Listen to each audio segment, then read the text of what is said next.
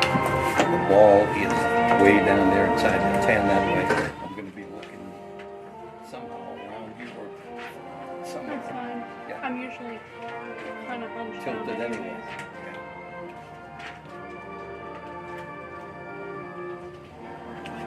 We're on.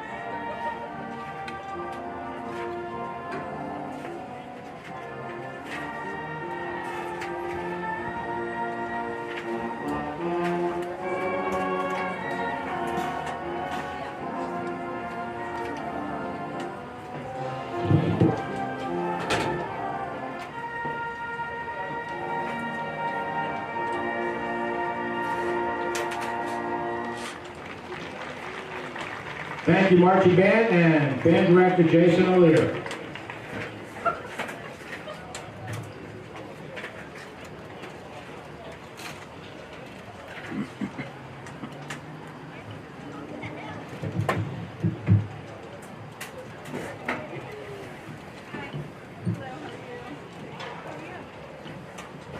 Football time, and that means time to stop by Luxembourg's Jewelers and lay away great gifts for the holidays. Luxembourg's offers a huge selection of diamonds and gems mounted in your favorite ring, pendant, or earrings. Score big with great giftware selections like keychains or pens, custom plaques and trophies for that special award. Team up with Luxembourg's Jewelers for that perfect gift and lay away today. Luxembourg's in the Indiana Mall, downtown, or on the web at luxembourgs.com. Luxembourg's Jewelers, we are Indiana's Jewelers.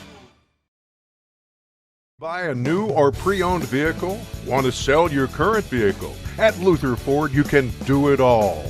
Check out the great Luther Ford inventory and drive off today, or order the exact vehicle you want. Have a trade? Luther Ford will give you a check for your vehicle's high trade-in value. If you want to just sell your current vehicle, Luther Ford can pay you thousands over KBB. At Luther Ford, you can do it all. Luther Ford, Route 119, Homer City.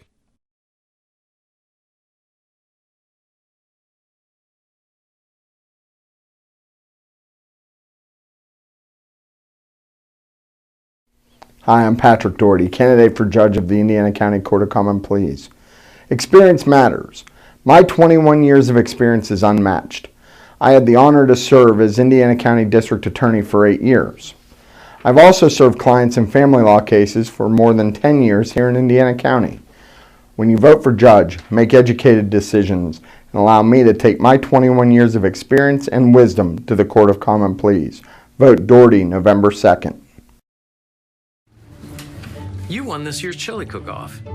Our girls played in the softball finals last spring. You're not just another policyholder to us. We remember your name. Hi, Cheryl. He remembered my name. Because it's your name. That's simple human sense.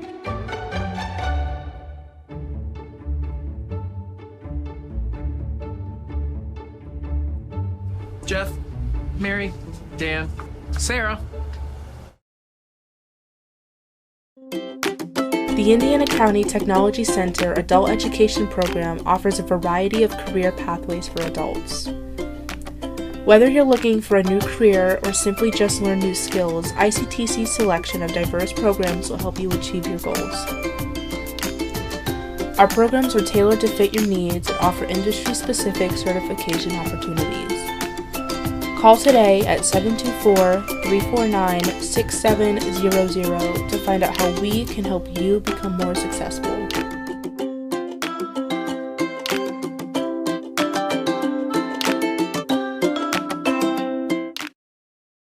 At IRMC, we have all of the necessary pieces in place to perform complex operations, including highly skilled and specially trained surgeons, their support team of experts, and advanced technology like the Da Vinci robotic surgical system.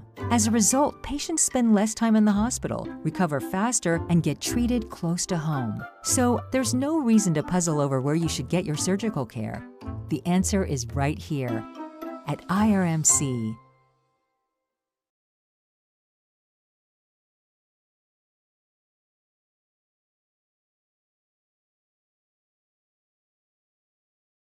Every day, businesses open with a determination to make this day better than yesterday. Families work to create a better life. Communities come together to provide better opportunities. At First Commonwealth, We're proud to be part of this journey to a better tomorrow, to provide resources that help businesses succeed, to inspire families to save for a brighter financial future, to help support our communities and keep them strong, and be better together every day. This is the voice of the Crimson Hawks, Jack Benedict, with some exciting news. I'd like to invite you to join me and IUP football coach Paul Tortorella every Monday night at CH Fields in the Hilton Garden Inn for Hawk Talk with the coach. Hawk Talk will be on the air from 6 to 7 p.m. every Monday on U92.5 and video streamed as well. But the real key will be for IUP fans to stop by to meet the coach, staff, and team members, maybe even grab a beverage or dinner. Join us every Monday from 6 to 7 p.m. at CH Fields in the Hilton Garden Inn, Wayne Avenue in Indiana for Hawk Talk. Your grandmother's fine china, those trendy sneakers, your collection of hand-carved duck decoys. Auto Owners protects your home. Because, well, somebody should. That's simple human sense.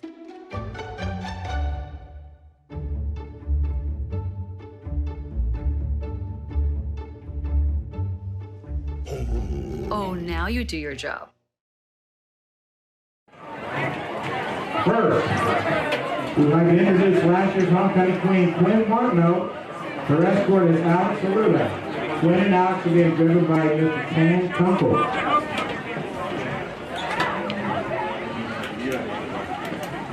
And now this year's homecoming chorus. First is Gabby Clark. Her escort is Isaac Myers. Gabby and Isaac are being driven by Niall Boswell. Next is Allie Conrad. Her escort is Noah Hutton. Allie and Noah are being driven by Brock Petrus. The next board member is Lily Cunningham. Her escort is Ben Nettleton. Lily and Ben are being driven by Therese Milner. The next car is Melina Hilliard. Her escort is Lincoln Truzel. Melina and Lincoln are being driven by Peyton Rain. And the final car, we introduce Anna Margita. Her escort is Dylan McDermott. Anna and Dylan are being driven by Kendi Uncle. Ladies and gentlemen, the 2021 Homecoming Queen's Court. We will introduce the court members once again with a little bio during tonight's halftime show.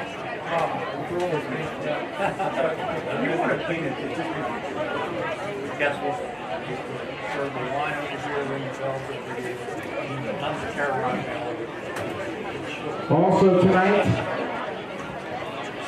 at the end of the game, there'll be a voting process going on, and the Indiana player that has the best game will be winning the Scott Zellum Award.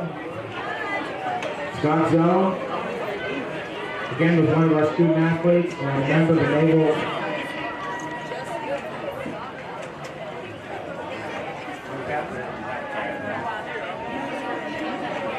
He's a lieutenant commander in the Navy. He was killed in a plane crash. Will be honoring Scott's life tonight at the end of the game. So please stay in your seats. As soon as the handshakes are done, we're going to have a little ceremony here in front of the press box. And we'll review Scott Zellum's life, a quick little review, and present the Scott Zellum Memorial Award.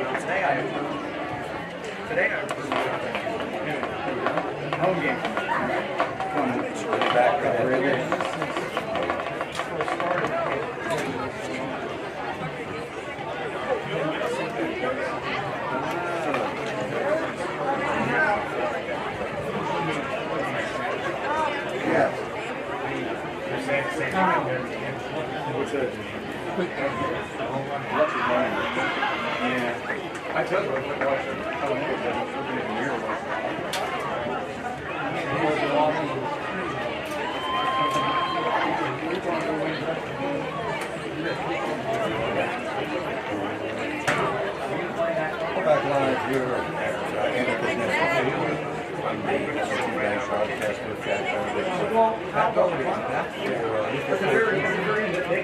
for Indiana and Highlands. Yeah, Jack, as we talked about earlier, this is a big game for both of these teams. Indiana's coming off a 27-26 loss at Knock last week. So, we've talked about it every game this year. On offense, limit turnovers. Indiana right now is -9 in the turnover ratio. They've turned the ball over 15 times and only forced 6 turnovers. You're not going to be able to win consistently doing that. So Indiana really needs to do a better job of protecting the football. In addition to that, they want to control the ball. They want to keep Highlands offense off the field. As Coach Overdorf talked about in his pregame, their quarterback and their running backs, they kind of have a two-headed monster as well.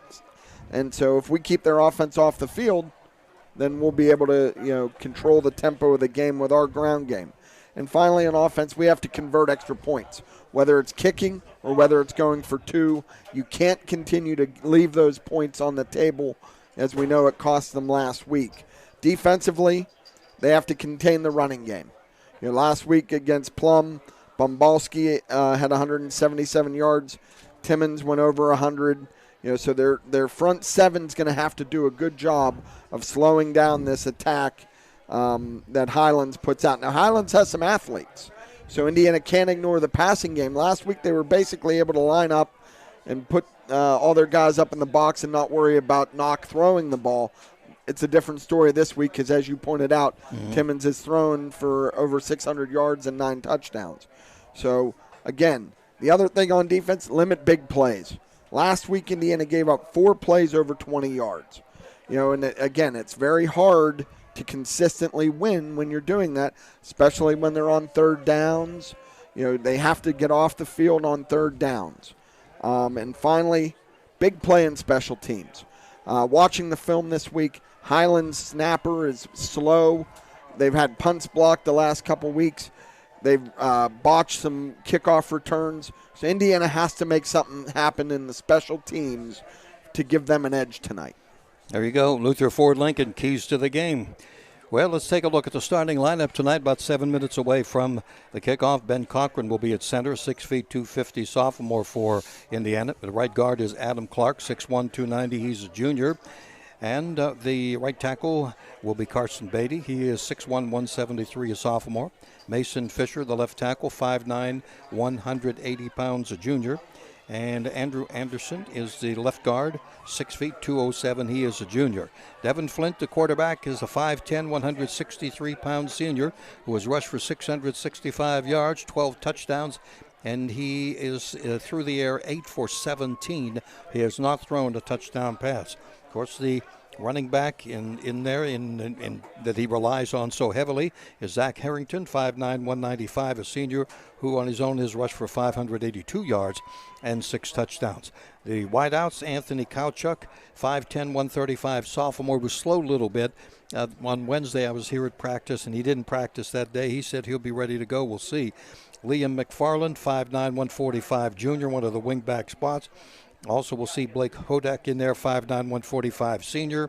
And, of course, Corbin Wilson, 5'8", 139. He is a senior. Here's the way they line up for the Rams with a record of 4-2 this year. Daniel Timmons, a cousin of the quarterback, 6'2", 223, a senior.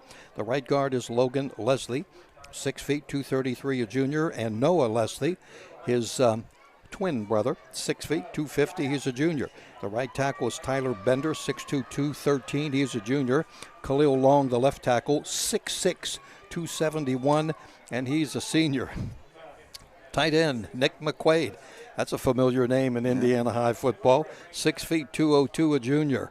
The wideouts are Jake Burford, 5'11", 155, senior. along with Landon Signorella. He's their leading receiver. He's 6'3", 175, a junior, 16 receptions.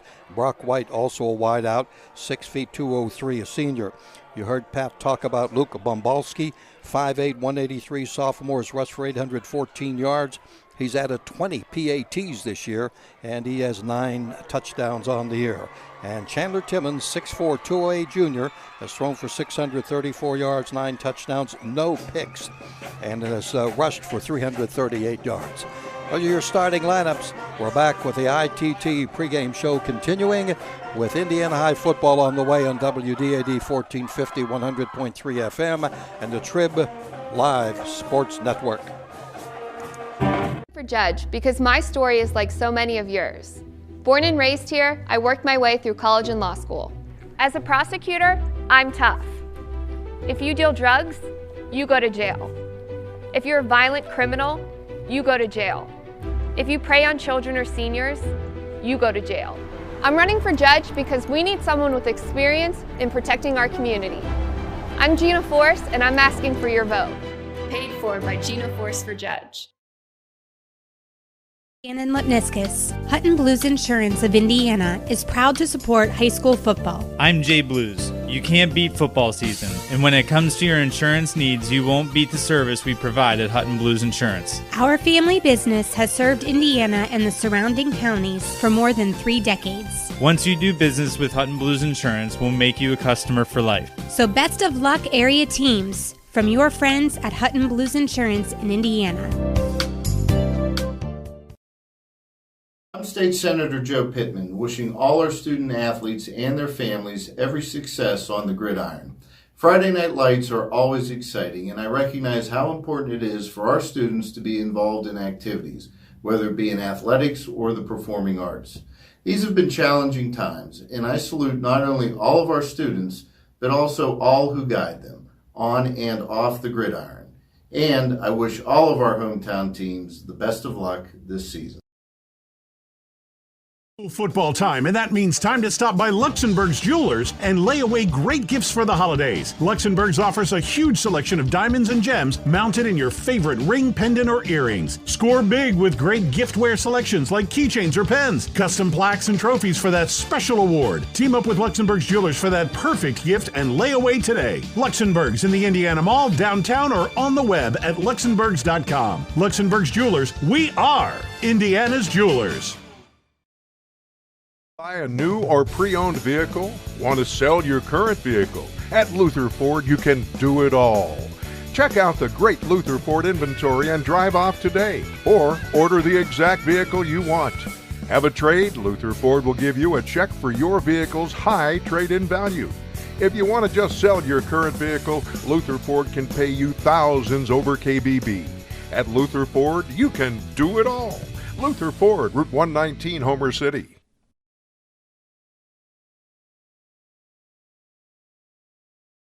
At IRMC, we have all of the necessary pieces in place to perform complex operations, including highly skilled and specially trained surgeons, their support team of experts, and advanced technology like the Da Vinci robotic surgical system. As a result, patients spend less time in the hospital, recover faster, and get treated close to home. So there's no reason to puzzle over where you should get your surgical care. The answer is right here at IRMC. Every day, businesses open with a determination to make this day better than yesterday. Families work to create a better life. Communities come together to provide better opportunities. At First Commonwealth, we're proud to be part of this journey to a better tomorrow, to provide resources that help businesses succeed, to inspire families to save for a brighter financial future, to help support our communities and keep them strong, and be better together every day.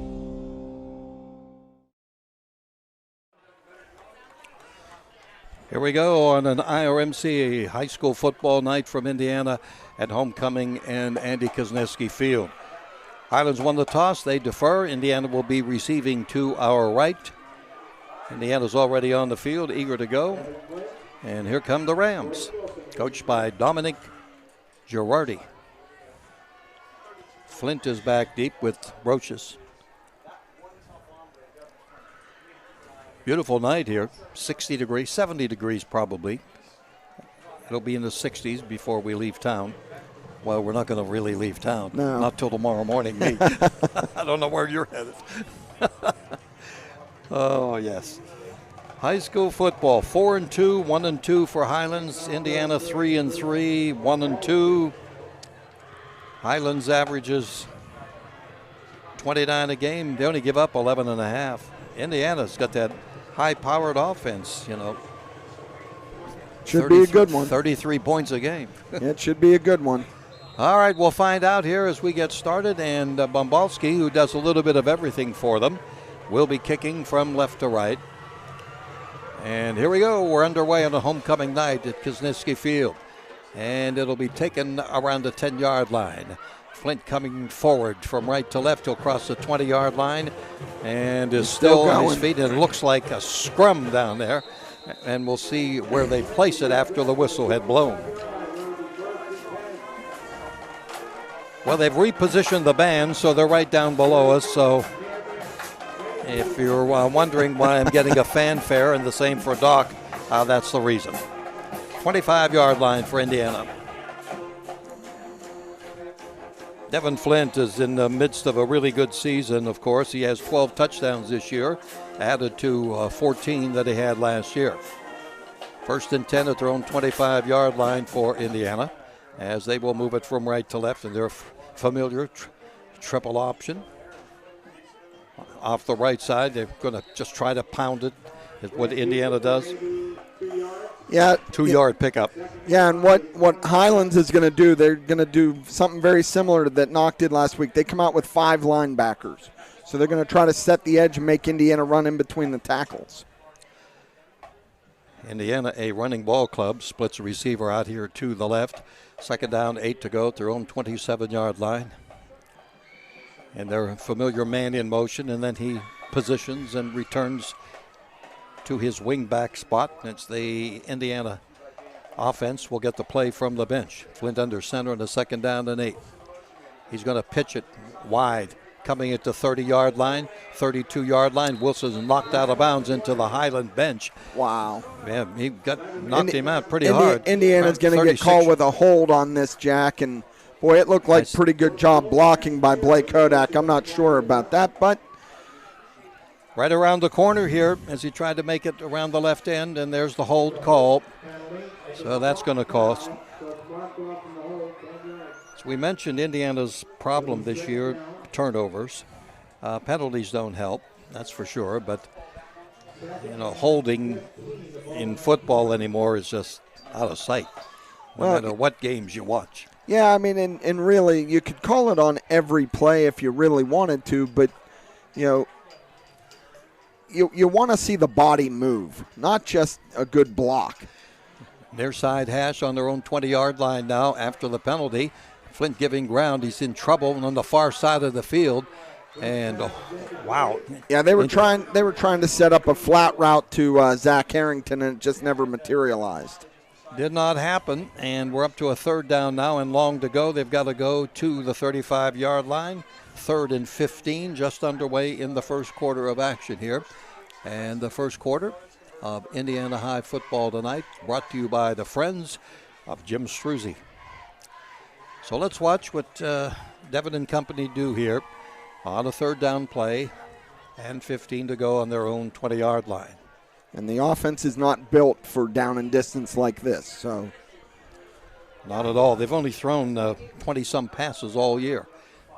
Under centered out, little flat pass on the far side is going to pick up about 6 or 7 yards on the play. That's going to bring up a 4th down and a good 7-8 yards to go. And because of the penalty, it's going to force a punt here for the Little Indians.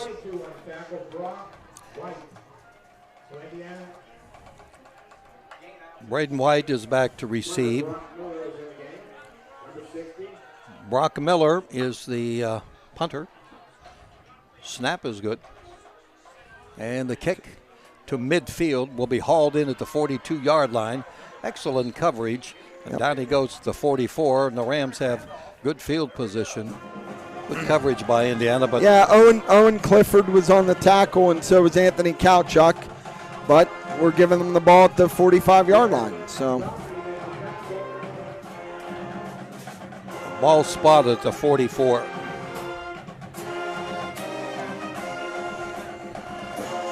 So we'll watch the quarterback, the big 6'4" Chandler Timmons, go at it. He's just a junior. As we said, he's thrown for 634 yards. He has not thrown a pick this year. They're going to operate with a split receiver to the left, an H-back on the left side, two receivers to the right. Going to give it to Bombalski, and he powers his way for a couple of yards. And we'll take it for 4 yards to the 40, for 3 yards to the 47-yard line. Look like Adam Clark and Isaac Nygren on the tackle for the Little Indians. White uniforms, gold pants, gold numerals. That's my excuse for misnaming anybody. Second down, 7 to go at their own 47-yard line. First possession for the Rams after the Indiana punt.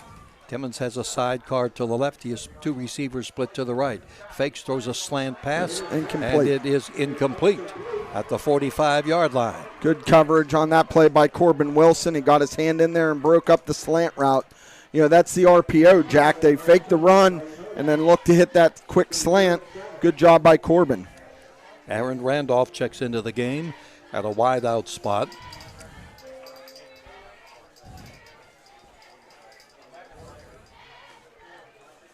Third down now coming up. About 7 yards to go on their own 47-yard line. Two receivers go left. Two receivers are deployed right. Direct snap out of the gun. Looks, throws over the middle. Ooh, incomplete and almost intercepted by Fox Van Leer. And the receiver became the defender. Yeah, that was, you know, he had to do that there. But that's a good series by Indiana's defense.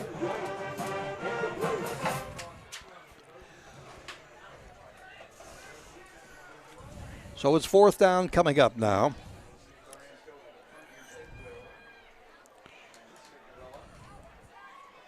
And they've got 7 to go on their own 47. Take the snap around his 32-yard line here with a long snap on a fourth down play. And it slowly goes to the punter and he gets it away. Ball is going to bounce and take a roll for Indiana. Indiana will have it at the 32. We're going to take a 30-second break. No score. Indiana and Highlands on WDAD and the Trib Live Sports Network. I'm Patrick Doherty, candidate for judge of the Indiana County Court of Common Pleas. I've practiced law here in Indiana County for 21 years. My wife and I have raised our children here, and I've committed my law career to being an advocate for the most vulnerable in our community. As district attorney, I worked with various organizations to protect women, children, and older adults from abuse. As your judge, I will remember that it is justice for all. Please vote Doherty on November 2nd. That to Harrington? Yes. 36, 72 on the tackle. From the 33, and it's a pickup of almost 4 yards on the play by Zach Harrington. They'll spot the ball at the 36-yard line, so the line of scrimmage was a 32. That punt was 22 yards with no return. And the Indians have the ball for the second time tonight with two receivers split to the left side. Flint is under center, and he'll hand it off and heading on out to the 40-yard line, 3 yards short of a first down, Harrington. Yeah, and, you know, Highlands is walking their linebackers right up into the gap. That time it almost looked like they had 5 linemen instead of 3. They're really crowding the box, and Zach did a nice job there. Hodak is split out here to the left. Third down and 2. And the ball is at the Indiana 40-yard line. Flint under center. Harrington behind him. Man goes in motion. And this time, scored his way through. It's a first down to the 44. It looked like. I think he pulled that. It looked like he gave it and then pulled it. Pulled it back out. And picked up yardage. Needed 2, got about 3. And the ball is at the 44 of Indiana with a New first down here, 7.5 to go first quarter, brought to you by the Friends of Jim Struzzi. We have no score. Well, we really do. Nothing. Technicalities here. Quick pitch by Flint, coming around the left side with it. And almost a horse collar tackle on Wilson, but Wilson is down after he picks up 3 on the play. Yeah, last week Indiana really wasn't able to get the edge like that. If they can get positive yardage on the sweep game, that really opens up the middle for Zach and Devin to do their work. Ball spotted at the 47 of Indiana. Second down, 7 to go for the Little Indians at the near side hash. This is their second series here. Each team forced to punt. Devin Flint under center. He takes it, he sweeps to the right, he eludes one tackler, he's spinning, makes a spin move, but he's going to be hit, and I don't even know if he got to the line of scrimmage. It's going to be, they're marking it right at the line. They gave him the benefit. It's going to be a 3rd and 7 now. Yeah, that's a play where he just takes a step back and tries to get like a quarterback sweep almost, and just wasn't able. Highlands did a nice job of collapsing the edge. Devin coming into the game with 1,964 yards in his career, 3rd all-time to Lloyd Clemens and also to Ben Fiskus. 3rd down coming up, 7 to go now in their own 47. Looking to pass, and the ball slapped away. Pressure was put on by the defense. Incomplete. Yeah, that's Khalil Long, as we talked about, 6'6". Yeah. He got his hands up and really did a nice job.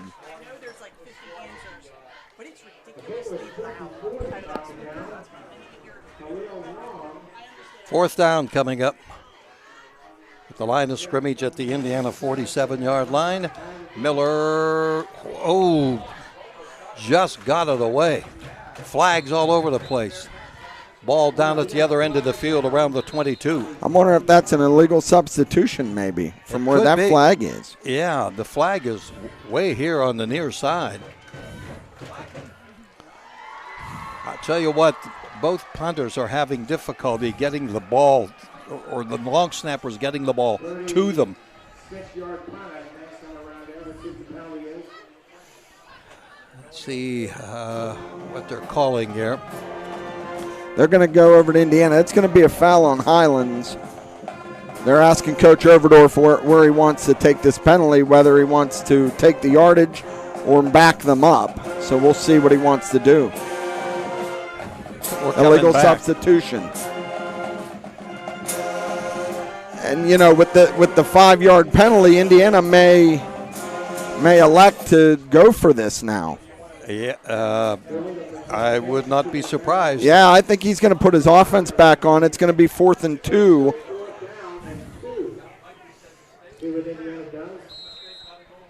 And the ball is at the Indiana, is actually at the Highlands 48.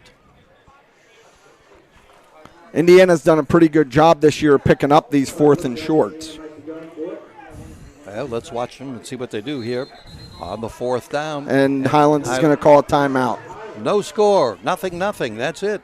We're back in just a moment with a timeout, brought to you by Luxembourg's. Now's the time to look for your holiday gifts at Luxembourg's on WDAD 1450, 100.3 FM and the Trib Live Sports Network.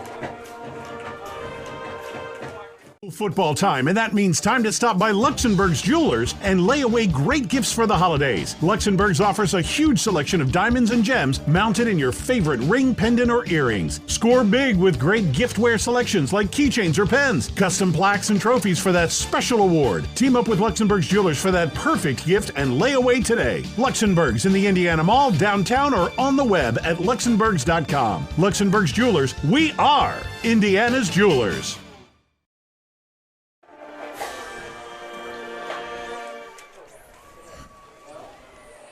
All right, here we go.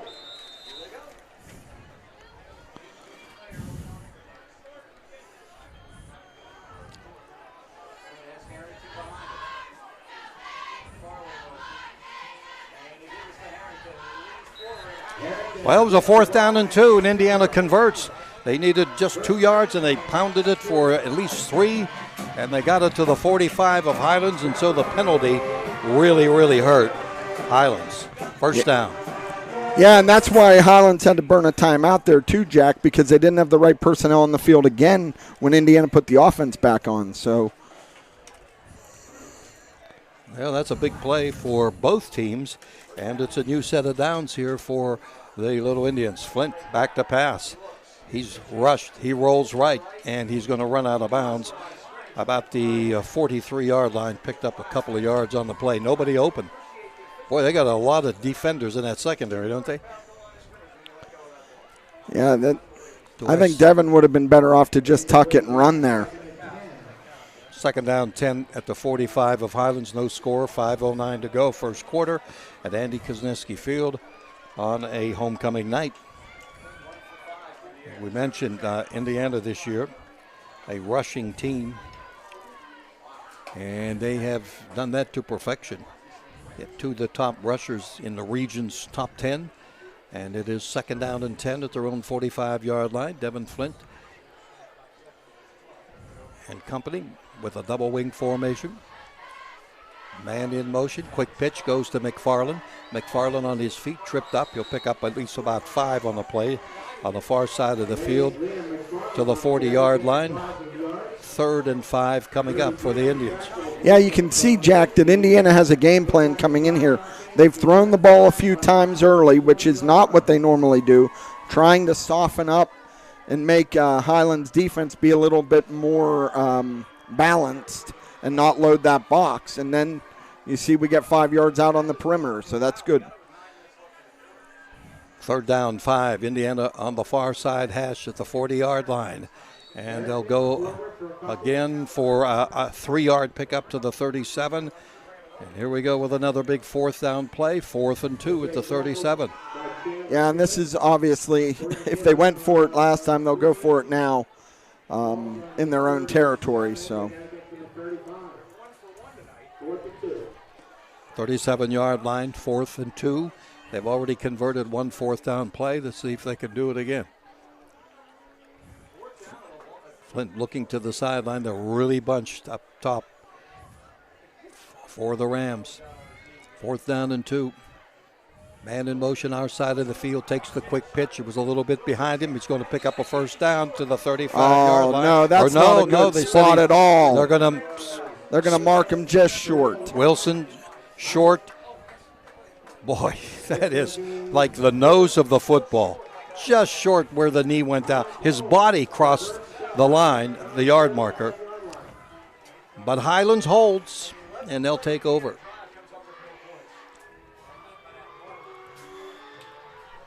Here in the first quarter with 3 minutes and 45 seconds to go. There is no score. It's a 0-0 game. And Timmons will have his team back out there for another time and sends trips to the left. And a flanker outside the numbers to the right. Give the ball to Bombalski. And he is submerged down and maybe got a yard most, but Nygren got him. Nygren and Owen Clifford was in there as well. They both got him as soon as he got the ball. So we'll give him a short 1, 2nd and 9. First quarter brought to you by the Friends of Jim Struzzi, and moving right along here at the 3:15 mark on a beautiful night at Andy Kuzneski Field. Now with a pistol formation, Timmons hands it off. Coming around the right side, 40-45, a 50-yard line. Bombalski has a 1st down. He found an opening as he turned the corner and took it to the Indiana 47-yard line. And that play right there, Jack, was set up by formation. They had everybody over onto the left side of the formation and just came backside, and the tackle did a nice job of sealing the edge, and Bombalski had all the room he needed. Listed at 5'8", 183, just a sophomore, came into the game on 128 carries for 814 yards and has tallied 9 touchdowns. He is on the right hip of the quarterback, and he takes the handoff again and fights his way inside the 45 down to the Indiana 41-yard line. Looked like Blake Hodak and Fox Van Leer on that tackle, but again, too much on 1st down. 2nd and 4 on the 6-yard pickup by Luke Bombalski. coming into the game at his running back spot is Brock White, or maybe a wide out. Yep, he's going to come in as a wide out. He does have 5 receptions on the year. They like to use 3 or 4, and this time it's a similar. Well, it was going to be a similar formation. They had trips to the left, but then reassigned, and out here is a flanker to the right side. With a setback behind Timmons, hands the ball off. And this is a short gain to the Indiana 39, a pickup of 2 or 3. Looked like Garrison Doherty on that tackle, and maybe Amari Brown.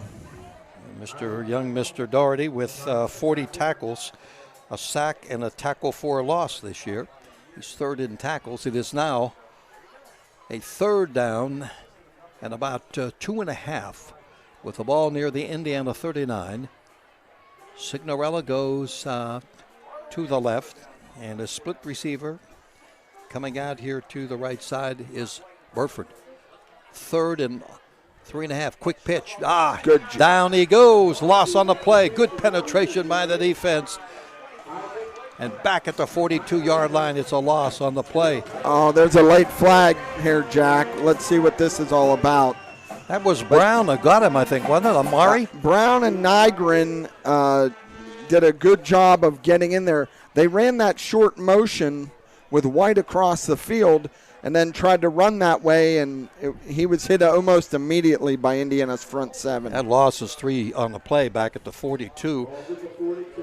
But there's this late flag. Let's see what this is going to be. Dead ball, personal foul, Indiana. Oh, boy.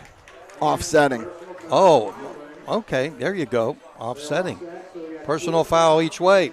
So it'll be 4th down. 4th down and 5. Back at the 42-yard line of Indiana. This first quarter has been a 4th down plays for both clubs. 2 receivers left, flanker right. Outside the numbers on a 4th down and 5 at the Indiana 43. Chandler Timmons waiting for the snap. He fakes. He's going to run the football. And they're dives stopped. Inside the 40. He's short. He didn't make it. He got 4 at most. And the Indiana defense comes through. Yep. I'm looking for flags. No flags. Yep, Indiana did a good job. Timmons just tried to do the RPO, and Indiana, held him just short of the stick. So two times here now. We got turned over on downs. Indiana responds. Now let's see if somebody can break the juggernaut here, Jack. 53 seconds remaining in a 0-0 first quarter. Each team defense holding on 4th down situations. This time it was Indiana's turn, and the Indians will take the ball at their own 38-yard line, led by Devin Flint, who is under center. Man in motion. He'll just power to the right and come across the 40 to the 43. Boy, Devin just runs so hard, and that's all he does there. Is it's a quarterback keep. He follows the fullback and does such a nice job on that. It's a 5-yard pickup with a half a minute to go in the quarter. 2nd and 5 at the Indiana 43. 2nd down play and the handoff. Harrington, 1 yard. And that's going to be the end of the quarter. Yep, that's the end of the first quarter. Brought to you by the Friends of Jim Struzzi. Indiana nothing, Highlands nothing. Homecoming at Indiana. We're back with more football on WDAD 1450, 100.3 FM, and also Trib Live Sports Network. For Judge, because my story is like so many of yours. Born and raised here, I worked my way through college and law school. As a prosecutor, I'm tough. If you deal drugs, you go to jail. If you're a violent criminal, you go to jail. If you prey on children or seniors, you go to jail. I'm running for judge because we need someone with experience in protecting our community. I'm Gina Force, and I'm asking for your vote. Paid for by Gina Force for Judge. Buy a new or pre-owned vehicle? Want to sell your current vehicle? At Luther Ford, you can do it all. Check out the great Luther Ford inventory and drive off today, or order the exact vehicle you want. Have a trade? Luther Ford will give you a check for your vehicle's high trade-in value. If you want to just sell your current vehicle, Luther Ford can pay you thousands over KBB. At Luther Ford, you can do it all. Luther Ford, Route 119, Homer City.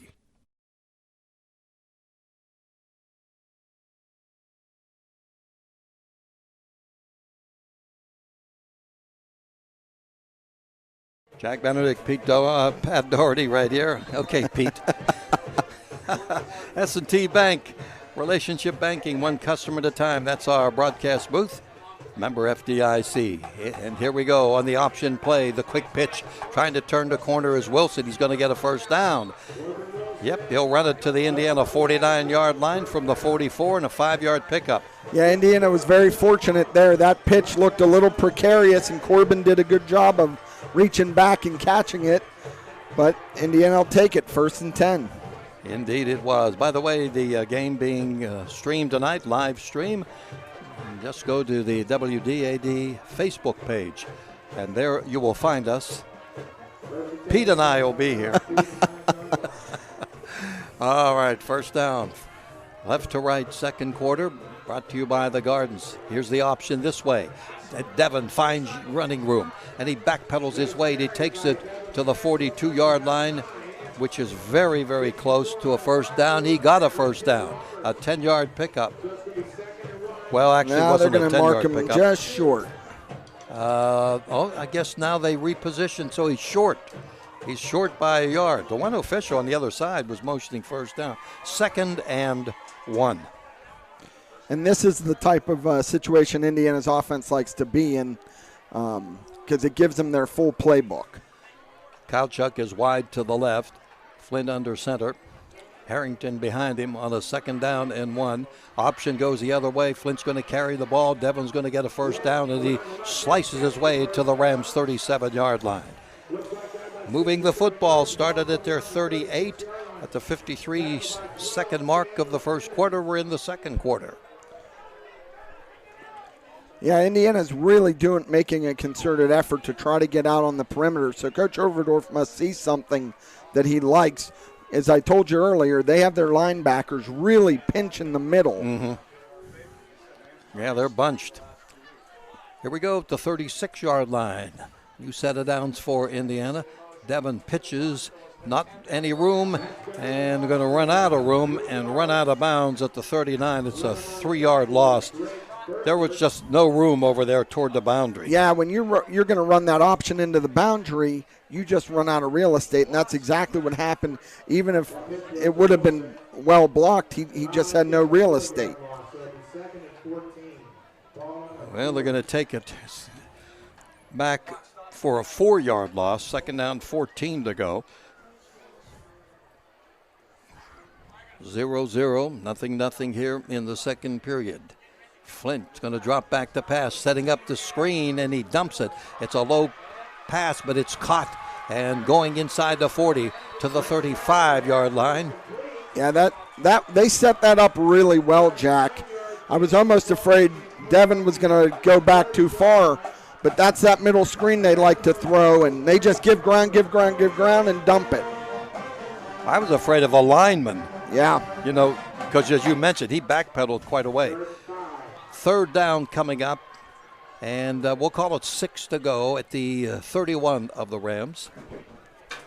On that middle screen, Hodak is out here, Blake Hodak, as a wide receiver. And Zach Harrington came out off to the sideline. We'll hope he's okay. Here's Flint, the pitch on the option inside the 30 to the 28. About a 3-yard pickup on that play. That was Liam McFarland carrying the ball. 4th and 2. Here we go, 4th down again. Yeah,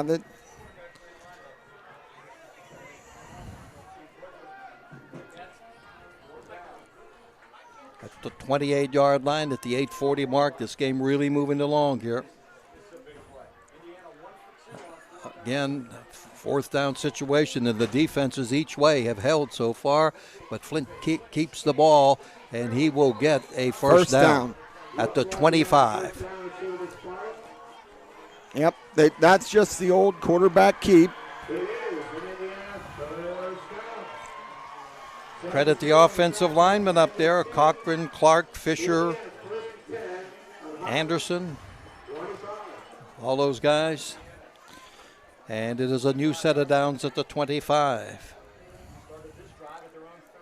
Looks like Zach Harrington's back in now. Garrison Doherty goes to the sideline, so that's good to see Zach back in there. Yeah, maybe just shaken up a little bit. He's okay now. As he resides behind the QB, Flint fakes to him. Devin carries the ball, gets inside the 20. They can't bring him down. He's still on his feet, and he'll go down near the 18-yard line. Boy, that was just power running. When he gets that head of steam, I mean, he is very, very hard to tackle. 19-yard line, 6-yard pickup, 2nd and 4. This drive started back in the near the end of the third quarter with 53 seconds remaining at the Indiana 38. And now Indiana eating up this second quarter clock. Second quarter brought to you by the Gardens. It is 2nd down and 4. And carrying it, Harrington, let's see if he got to the 16. Yeah, he's going to be. He's about a yard short. Yeah. 3rd down and 1 at the 16. I'd expect to see clearly they're in 4-down territory, but I'd expect to see a Devin Flint keep here. 3rd down and a yard to go for the first down at the 16. Wide out outside the numbers to the right. Harrington behind Flint and going to give it to Harrington. Harrington fights his way for yardage to the 12. He's still in an upright position, and it's a first down near the 10. Be better if he got it to the 11, but they're going to mark it. Looks like it's going to be goal to go here. Though they will mark it at the 11, so it'll be 1st and 10 at the 11. Yeah, but they're telling the sticks not to set up. So from here, it must be on the 10. Oh, okay. Because they're not setting No, the they down aren't marker. set. No, they haven't, have they? Yeah, that ball's just touching the 10. Flint calls a play. Man in motion, far side. The quick pitch goes to Corbin Wilson. He's headed for got the the end zone, and corner. he'll make it in for the score. Corbin Wilson scores. As I've said all night, Jack, they're trying to set that up by the pound inside. Now let's get it out on the perimeter. And, one of Coach's things last week was his perimeter guys didn't do as good of a job blocking as they have. That one they blocked up perfectly, and Corbin walked in untouched. Well, here comes the all-adventuresome extra point. This has been a tough deal all year. And we'll watch Brock Miller in there to attempt to put up the 7 point. The snap is not good. It's picked up by the holder, and he throws it in the air. It's going to be knocked away, and again, they come up empty. 6-0, Indiana leads, 5:49, second period over Highlands. We're back after this on WDAD 1450, 100.3 FM and the Trib Live Sports Network. I'm State Senator Joe Pittman, wishing all our student athletes and their families every success on the gridiron. Friday night lights are always exciting, and I recognize how important it is for our students to be involved in activities, whether it be in athletics or the performing arts. These have been challenging times, and I salute not only all of our students, but also all who guide them, on and off the gridiron. And I wish all of our hometown teams the best of luck this season.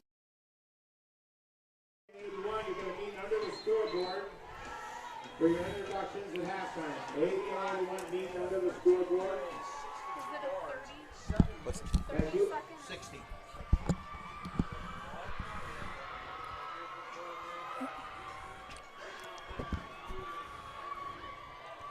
Kicking off in there, Brock Miller.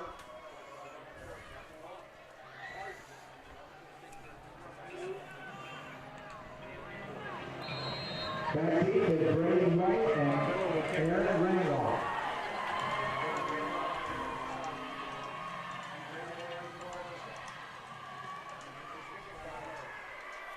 Kick by Brock Miller is going to be taken around the 13-yard line. This is White, and he returns across the 30 to about the 31-yard line. One of the other events of tonight is they will present the Scott Zellum Memorial Award for the player of the game, and we'll have that for you on our post-game show. And also, of course, we have our Bill Thompson State Farm Insurance players of the game. Highlands will have the ball at their 32. For the first time here in the second quarter, as Indiana goes 62 yards on 13 plays, and the 10-plus yards for the touchdown by Corbin Wilson. No good, extra point, 6-0 Indiana. So now Timmons takes a snap out of the gun, and he throws a low ball that's incomplete. Wilson was covering on the play, and the pass was down around the knees of the intended receiver. Yeah, again, Highlands is just trying to get that run-pass option going, get the passing game clicking. I don't think he's completed a pass yet tonight. No. Second down 10. Ball on their own 32. Out of the gun, they're going to hand it off to Bombalski, but he can't go anywhere. He dropped for about a yard loss. And the Indiana defense that time prevailing. And the defensive line overpowering. Looked like Jake McCracken. Clark was in there too or not? Yeah, he might have been, but Okay. Jake McCracken had the initial hit on him. Okay. So that's gonna bring up a 3rd and long here. McCracken second on the team. 45 tackles, 4 sacks, and 8 tackles for loss on the year.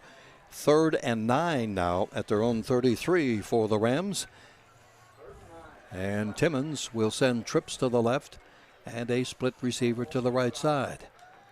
3rd down play. Timmons is back. He has some time, a lot of time. Now it breaks down. He's being rushed. He's going to run the football, and he steps out of bounds. It's going to be a loss there. Yep, all the way back at the 33-yard line. There's a flag on the play downfield. Let's see what this is going to be. There's a flag at the 36-yard line in the secondary. Way downfield.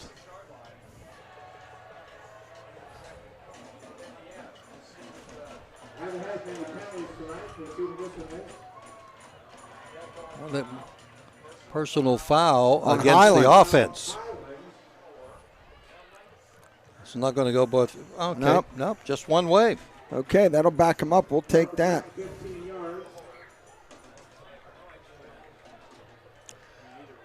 It's going to take the ball all the way back to the Highlands 15-yard line.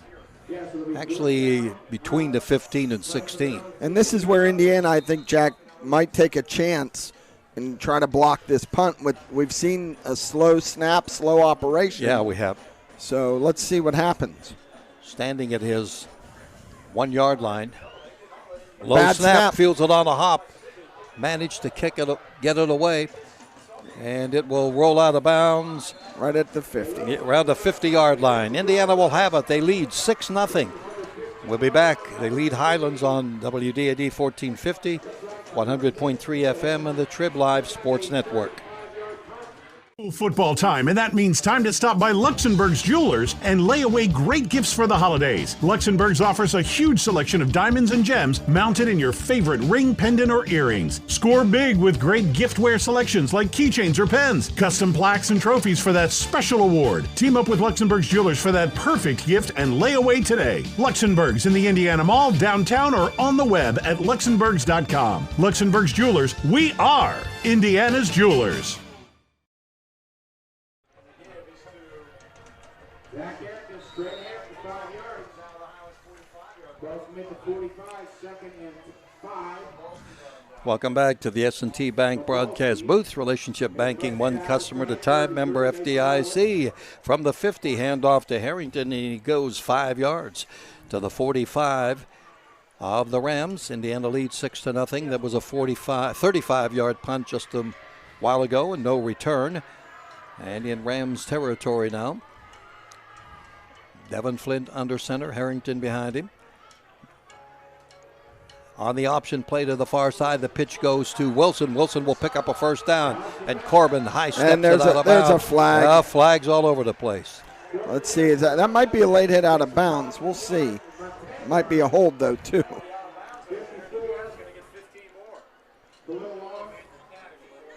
See what the initial call here, preliminary signal, is a personal foul against Highlands. Yep, that's going to tack on more yardage. And that 15, they'll take it from the 36. It's going to be around the 21-yard line. And that, that Indiana's been having good success with the option getting on the perimeter. But those pitches, boy, Jack, they scare me a little bit, huh? I know. 21-yard line is where it ends up, and Highlands calls time. We're going to step out, and a timeout for Luxembourg's time now to check on your holiday gift giving. We'll be back in 30. Indiana leads 6-0. WDAD and the Trib Live Sports Network. You won this year's chili cook-off. Our girls played in the softball finals last spring. You're not just another policyholder to us. We remember your name. Hi, Cheryl. He remembered my name. Because it's your name. That's simple human sense.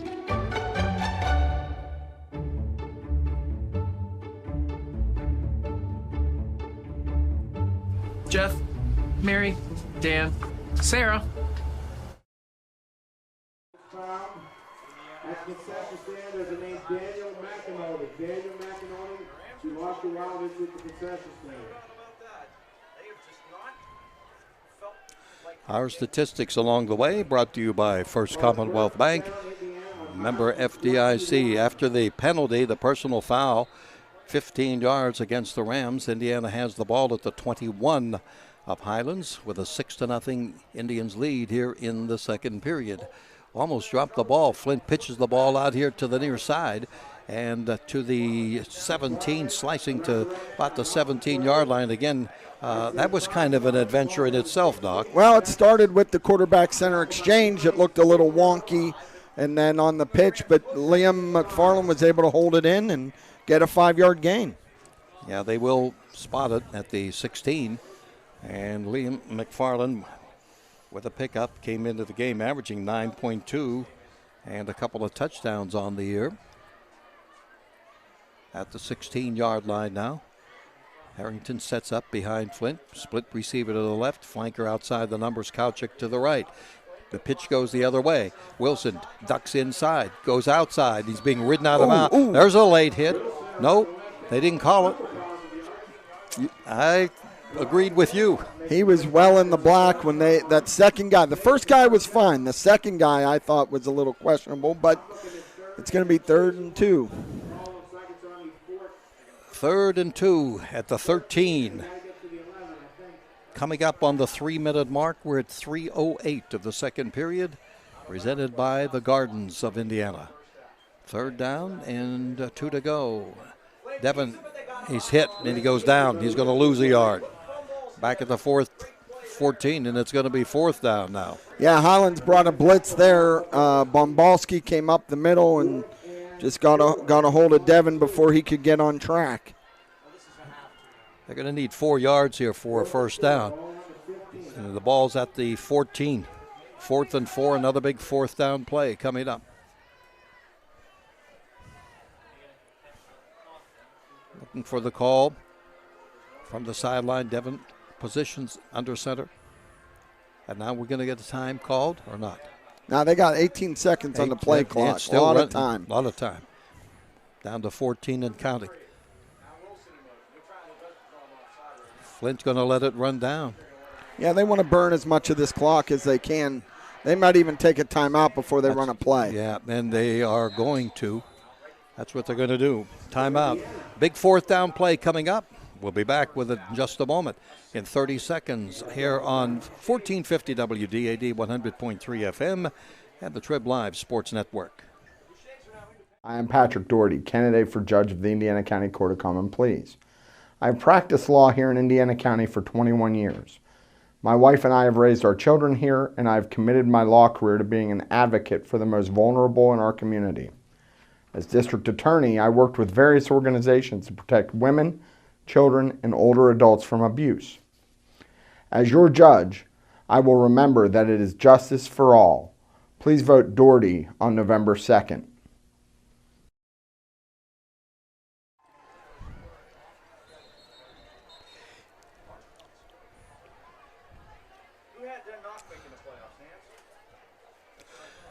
Back at the S&T Bank broadcast booth, relationship banking, one customer at a time, member FDIC. Here we go again, Doc. 4th down. Yeah, we've had a lot of them so far in this first half.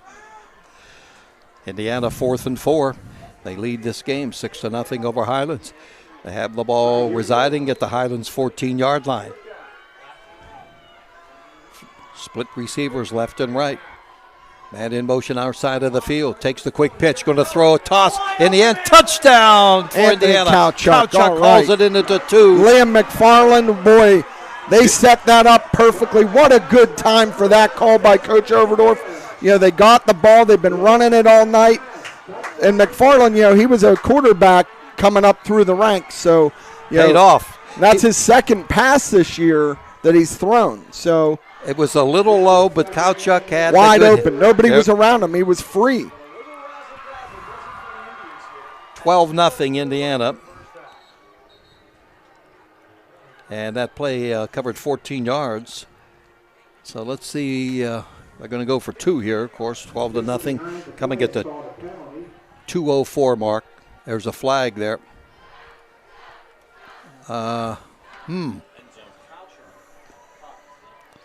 What do we got here? They're talking to Coach Overdorf, so I'm wondering if it's on Highlands. I was wondering if it might be. Well, I don't know. Brandon's out on the field conferring with the referee over on the far side at the 20-yard line. Unsportsmanlike on Highlands. Indiana's going to take that on the kickoff. So they'll take the penalty on the kickoff, and they'll run the 2-point play from here, which makes a lot of sense. You know, you get 15 yards on the kickoff versus 1.5 yards. Yeah, exactly. Under center now, trying to tack on 2 more. 12-0 Indiana. Beautiful play call. And the timing was perfect. Just great on a 4th down and 4. And the pitch juggled, but going in, gliding in for 2 points. Indiana puts it on the board. And up to 14-0 now. The Indians have increased their lead. We're back with more Indiana High football on WDAD 1450, 100.3 FM, and also on the Trib Live Sports Network. Your grandmother's fine china, those trendy sneakers, your collection of hand-carved duck decoys. Auto Owners protects your home. Because, well, somebody should. That's simple human sense.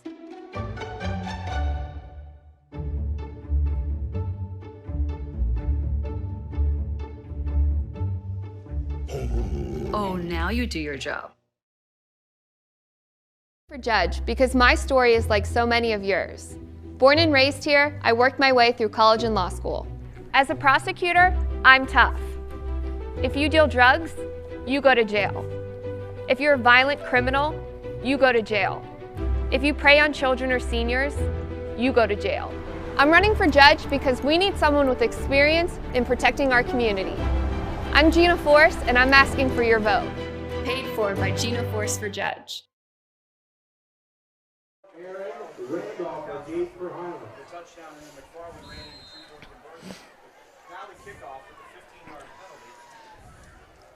Second quarter for the Gardens has been good for Indiana. They lead 14-0 and the 15-yard penalty, so Miller will kick from the 45 of the Rams. And the kick is short. It's taken at the 18 and only returned to the 27. About a 9-yard return with 1:59 to go in this second quarter. Yeah, I think Miller was actually in on that tackle, Jack. Well, I stopped over this week on Wednesday to watch some practice and had a nice long talk with Brock Miller. A couple of the players. 27-yard line of the Rams. Indiana's defense has done a good job here tonight. In the second quarter has been kind to them, and now 3 receivers to the left and a split receiver, and the ball is deflected at the line of scrimmage, and they're going to be an incomplete pass. And Owen Clifford got his hands up. Number 56. Yep. Owen Clifford was the young man who put the hands up and knocked it away. You know, that's the thing they teach these kids, Jack.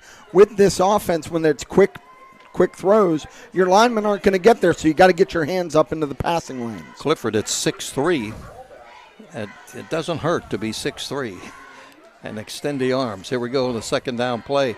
Going to hand Bombalski, and he's just digging and trying to find someplace. But he maybe a yard. That's about it. Yeah, 1 yard on the play to the 28. 3rd and 9. Still a minute 44 to go. Indiana can get this ball back. Looked like Adam Clark and Isaac Nygren on that tackle for the Little Indians. Am I reading that right? 2 timeouts? Yes. I think if we get a stop, if Indiana gets a stop here, they're going to use a timeout, you would think. But I think they're also, Jack, going to be content not to rush things because you don't want Highlands to be able to get back in this thing. Indians are up 14-0. Down to a minute 12. Play clock, single digits now. Timmons looks to the right, looks to the left. He's going to take the snap from center. He fakes. He's going to keep the ball. Wow. He's going to be eaten up, and down he goes at the 20-yard line. Jake McCracken. Owen Clifford. I'm sorry. Owen Clifford just beat his guy right off of the snap. Clock stop at 56 seconds. Indiana took a timeout, I believe. I think so, yeah. Yeah, it'll be 4th down. Yeah. We're going to hold it here at the S&T Bank broadcast booth. We'll have the WPIAL halftime show coming up. And we'll run down the statistics for you. It's 56 seconds to go and 4th down coming up. And an opportunity here to tack on a few more digits. Yeah, I mean, Indiana's got a chance here. They got 1 timeout. And again, as I've talked about, and we saw the last time, they've had issues with their snaps. So if Indiana has the opportunity to get a rush on here, it might be worth it to try to keep that field short. It could be real short if they could take it in. Coming up tomorrow on U92.5, we'll have IUP in action on the road at Clarion. And airtime will be 1:30, kickoff at 2 o'clock. U92radio.com, U92.5. John Flickinger will be back to make an appearance and work with me tomorrow on IUP football. So here we go. The ball's at the Rams 24. Corbin Wilson's our back deep guy. Corbin Wilson. Wilson at his 45. Let's watch the snap here. Oh, it's very high and very slow. And it's blocked. There you go. And taking it in. There's the score. We asked for it. I'm not sure who's in there. Isaac Nygren blocked it, and Garrison Doherty, I believe, scooped it and scored. Well, there you go. Keeping the family, Doc. And it's 20-0. All right, we'll take it. You ask and you sometimes shall receive. Well, you know, Jack, it's interesting because I saw it on film in every game that I watched. Yeah. That was a problem for Highlands. And, boy, what a big play by the Little Indians with 49 seconds to go. And I got to be honest, my heart is thumping right now with pride and anxiousness. Yeah. The block was by Isaac Nygren. Nygren, yeah. And it was a high snap, and Indiana just timed that perfectly. It was like a pop fly. It was. Not quite as far as Chris Taylor's the other night for your beloved Dodgers. That was a rocket shot. Thank you, Kevin McMullen, for the recruit. And they're going to go, and they're going to get Indiana. Yeah, 2 points. 2 more. Boy, they went from 56 seconds to 49 and picked up 8 points. That's efficiency. 49 seconds remaining and till halftime. We're going to be back with a kick. Well, wait a minute. Is there a flag? The officials, they're in the end zone conferring. They're waving it off. That means commercial time.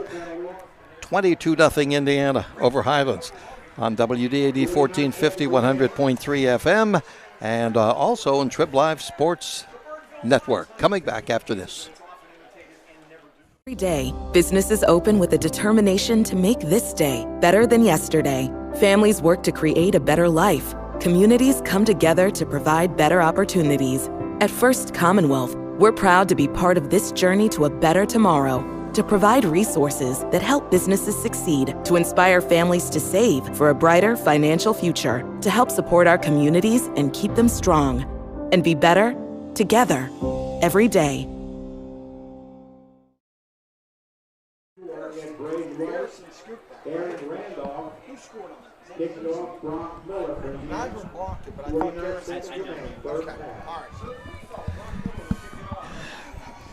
Nice going. Yeah, we'll take it.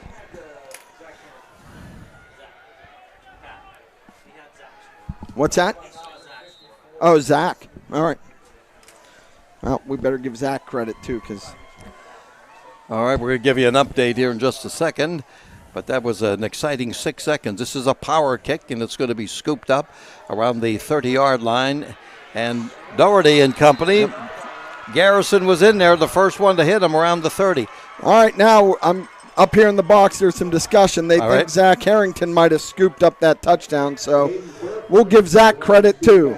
You know, don't want to take anything away from the seniors. So all right, I'm gonna write down everybody's name. We'll double check that here at halftime. Okay, we will. It counts though. 42 seconds remaining in the half, and let's see where they're going to put the ball. The 20. Now the 30-yard at the line. 30-yard line for the Rams. Indiana's defense has held them down. Timmons has had a rough night, and they hand it off to Bombalski, and he tries to bounce it outside, and he will get about 6 yards on the play to the 36. We're down to 34 seconds. Highlands has one timeout remaining here in the first half, which has the Indians up 22-0.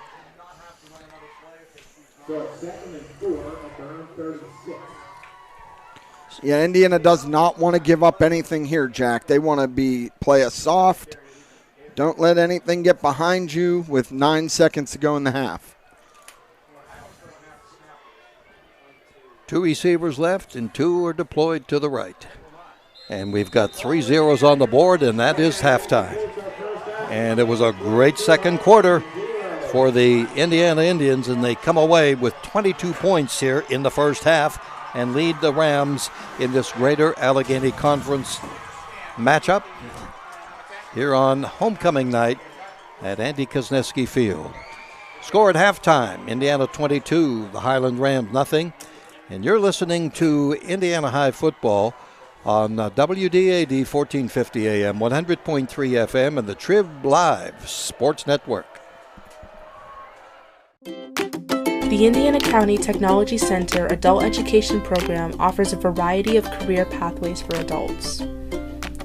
Whether you're looking for a new career or simply just learn new skills, ICTC's selection of diverse programs will help you achieve your goals. Our programs are tailored to fit your needs and offer industry-specific certification opportunities. Call today at 724-349-6700 to find out how we can help you become more successful.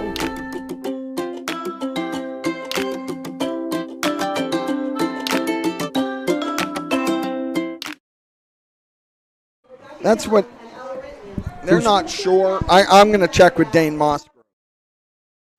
We are proud to present the 2021-22 edition of the Highlands Varsity Marching Band. Tonight's show celebrates the music of famed British rock band Led Zeppelin.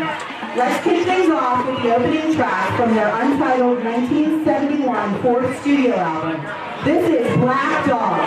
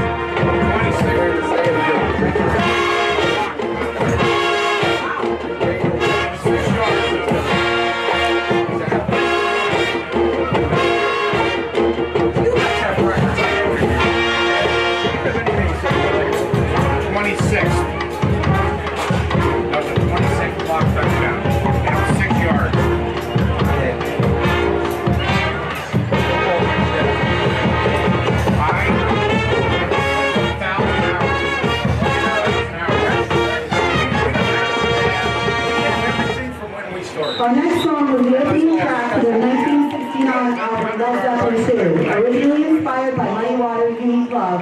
This song went on to become Zeppelin's first certified gold hit in the U.S. Here's a whole lot of love. Welcome back to Andy Kosminski Field. Indiana has a 22-0 lead on Highlands Rams. And we have just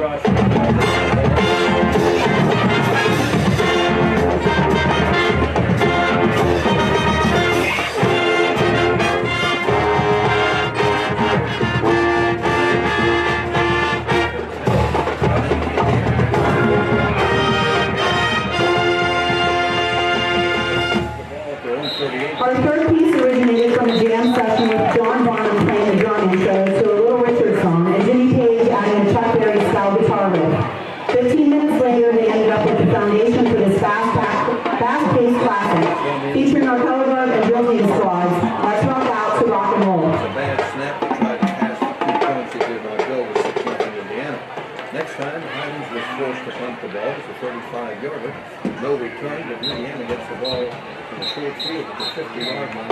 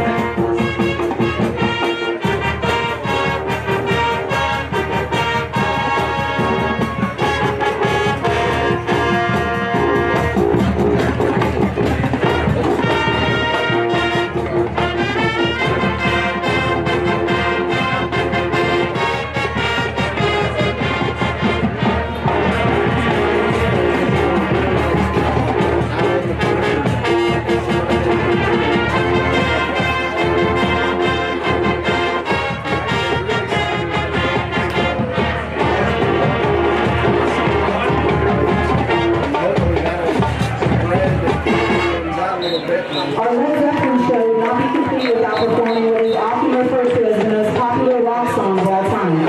It was the most requested song on FM radio stations in the United States in the 1970s, despite never having been commercially released here as a single. Channeling the sounds of progressive, folk, and hard rock with a trumpet solo by Eddie Ripple and a trombone solo by Rebecca Young, we leave you with Stairway to Heaven. Along with other members of the media, voting in the Scott Zellum Award.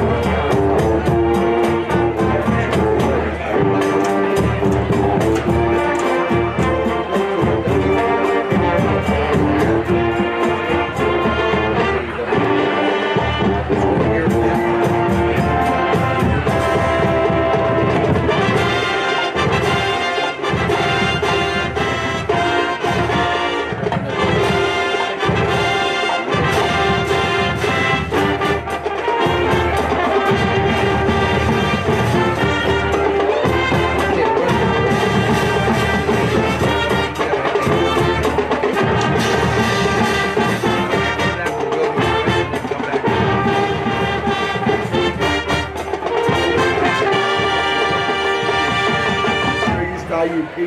You said Bill Thompson, State Farm President. So yeah, that's okay. Yeah, well, thanks. I didn't want to jump in on you. Oh, yeah. We will, just it's Good associates. Let's hear it for the Highlands Varsity Marching Band. Stomp your feet and make some noise. Yeah, good. Yeah. I didn't bring my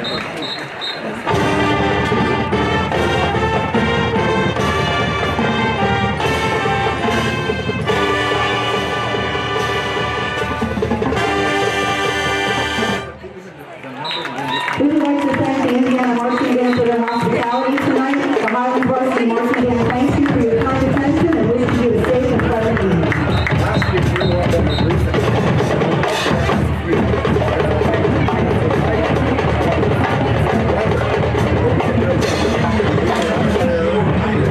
on the roof. Now it's set up for filming again, but it was great. No obstruction.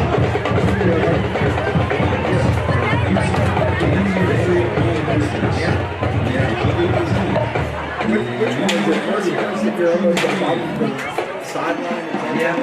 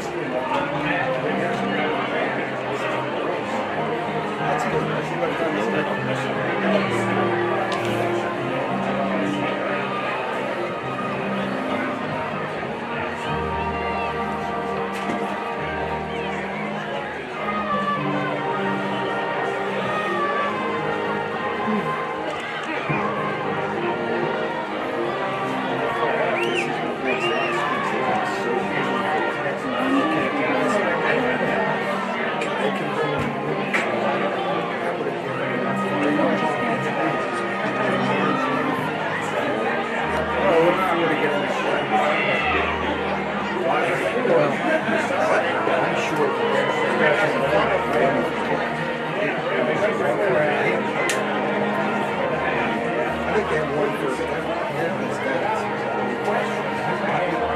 I think Bombalski had one run for a first down, other ones everything. Let's see. They have 33 yards total. They have 133. 30 Johnson. 36. Give him.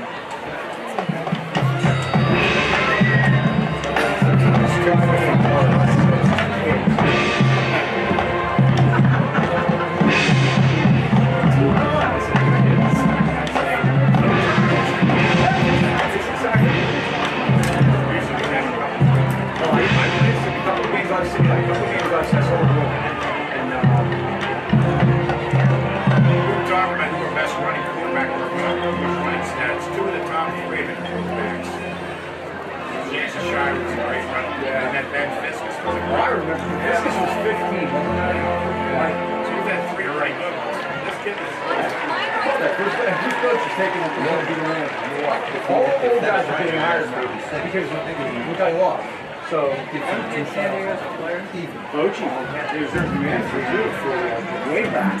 Back when he went 4 games.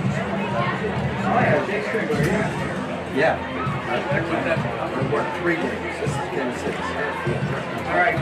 They got off Hampton, Moore, and 3 left. They get better and better. Yeah, if they get them. I bet you said it. We had 26. Last year we were down 26. Thomas DeVille, he said he did all shots. He was a principal. He runs their clock. So I come up there and do the game last year, and he comes over, hey, Doc, what's up? He used to work the summer camps. We do these official camps. They'd have their team camps, and Territories was bringing all these guys to be officials. And they'd have a guy there sitting there critiquing them, Gene, young Gene, Territory, young Gene, the NFL guy that's on CBS. Who's that? Yeah, Tony Territory, he was in the NFL. And then, Bill. He and I video. I do video of basketball. I'd sit there and he'd have a microphone and he'd say, okay, you're in the wrong position on that clock. Why'd you call that a clock instead of a clock? And then we'd hand the video tape to the official and they could watch it. And then we'd go to the junior room with Kevin Reynolds and Marty Bell. So I said, we make it. Anything else we can duck in? Anything that has nothing to do with this? Because I don't think this is the time to do it. Luke is the anomaly.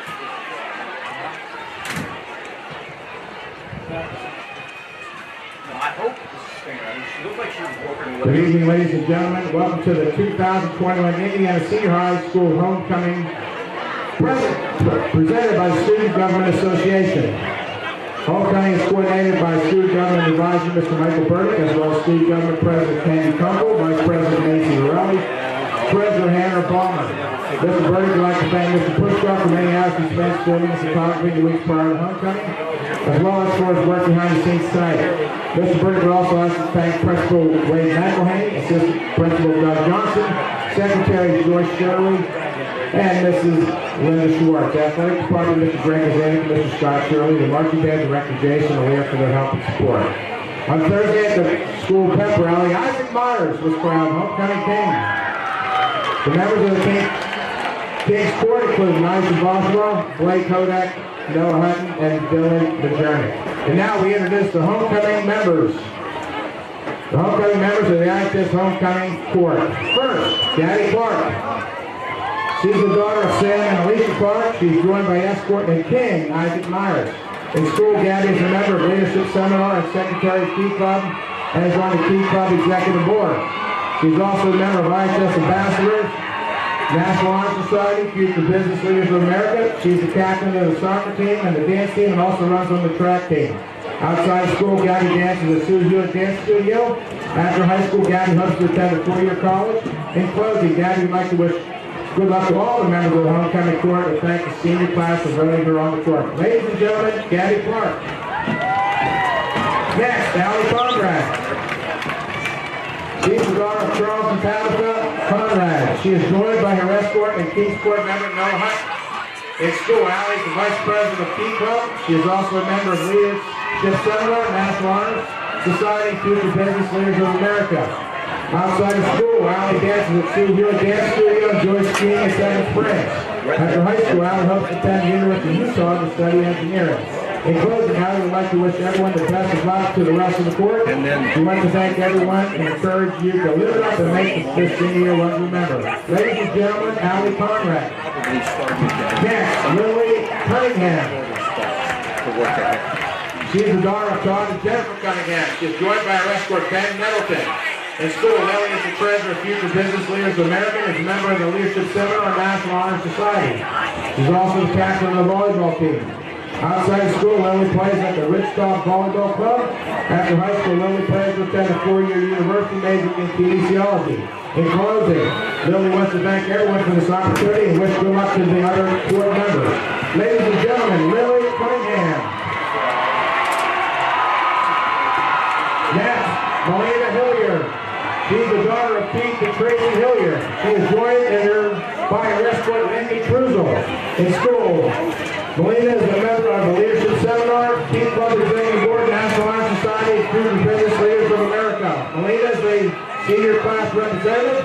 Outside of school, Melina works at Benjamin's Restaurant as the hostess and the Hub Fitness Center. After high school, Melina plans to attend Auburn University to study pediatric nursing. In closing, Melina wants to say congratulations to all of her fellow court members. She wishes you all the best of luck tonight and all the future endeavors. Ladies and gentlemen, Melina Hilliard. Finally, we introduce Anna Margarita. She is the daughter of Steve and Jody Margarita. She is joined by her escort and Kingsport member Dylan Majernick. In school, Anna is a member of the ISS Ambassadors and serves as Senior Ambassador Representative. She also participates in Leadership Seminar as the Social Media Director. She participates in Key Club, Executive Board, National Honor Society, and is a Senior Class Representative. She is a leader of Fellowship of Christian Athletes and also a member of the leader of the Bible Club.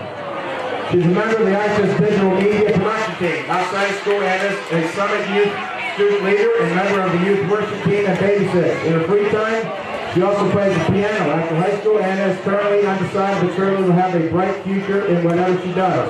In closing, Anna would like to thank the senior class for running around the court and for having a positive impact on her over the years. She can't wait to finish her senior year with all of you. And ladies and gentlemen, Anna Margarita. All right. Where's the band member down here? Let's get a drum roll going. Drum roll, please. Congratulations to all the board members. Our 2021 homecoming queen will be crowned by last year's homecoming queen, Quinn Barkno. Ladies and gentlemen, your 2021 homecoming queen is Anna Margarita.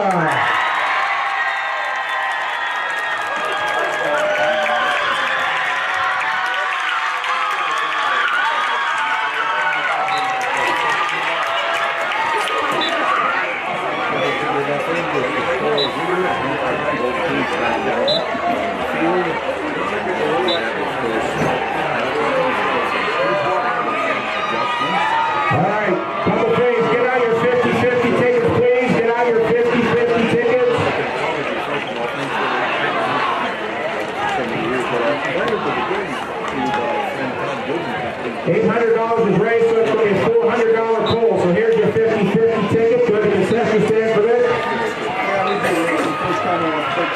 476732. 476732. The concession stand also lets you know they got coins for bowling and pizza over there, so get over and get it.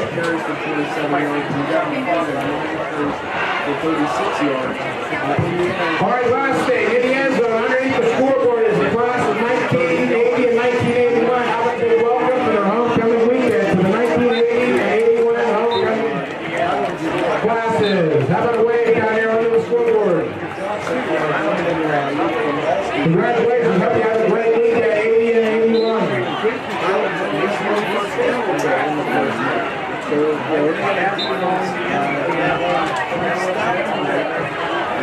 I'd look to see Highlands maybe try to throw it a little bit more. They haven't been good at pass yet, but they've tried, and when they put them in second and long, and so they kind of got away from the passing. Well, I have a minute here.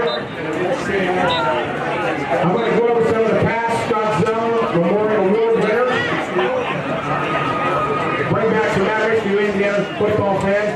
2004, remember 2003 Scott Zellum died. State Senator Joe Pittman wishing all our student athletes and their families every success on the gridiron. Friday night lights are always exciting, and I recognize how important it is for our students to be involved in activities, whether it be in athletics or the performing arts. These have been challenging times, and I salute not only all of our students, but also all who guide them on and off the gridiron. And I wish all of our hometown teams the best of luck this season.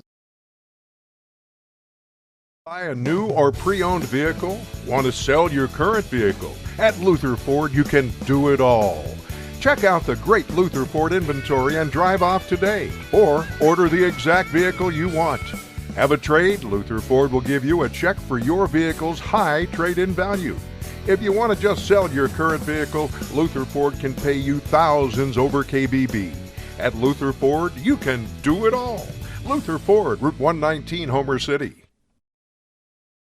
Football time, and that means time to stop by Luxembourg's Jewelers and lay away great gifts for the holidays. Luxembourg's offers a huge selection of diamonds and gems mounted in your favorite ring, pendant, or earrings. Score big with great giftware selections like keychains or pens, custom plaques and trophies for that special award. Team up with Luxembourg's Jewelers for that perfect gift and lay away today. Luxembourg's in the Indiana Mall, downtown, or on the web at luxembourgs.com. Luxembourg's Jewelers, we are Indiana's Jewelers.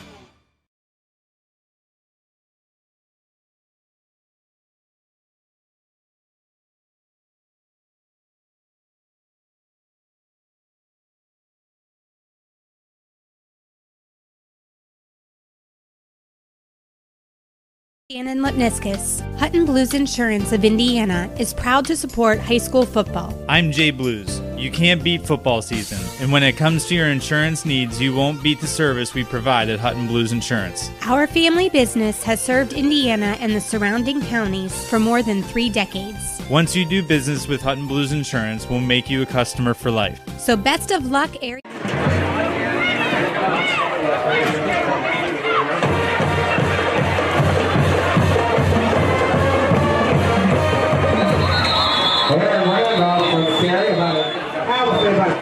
Huddling around the 30-yard line, and that's where Highlands will start their first drive here in the third quarter.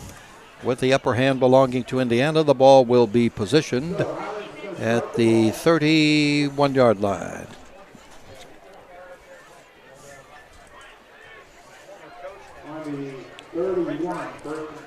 Quarterback Chandler Timmons. As we mentioned, he has thrown for 634 yards, 41 for 77 this year. 9 touchdowns, no picks, but tonight he's been bottled up by the Indiana defense, and they've had to come from behind. So let's see if they do indeed go to the air right away. Now they'll give it to Luke Bombalski, and he's across the 35 and about the 37-yard line for a 6-yard pickup. Yeah, it looked like Maury Brown there, and Owen Clifford and Amari Brown, I believe, made that tackle. Second down, 4 coming up for the Golden Rams, coached by Dominic Girardi. And, of course, Indiana with Brandon Overdorf in his 4th year at the helm. Second down and 4 for the Golden Rams. 2 receivers left, 1 to the right. Again, they give it to Bombalski.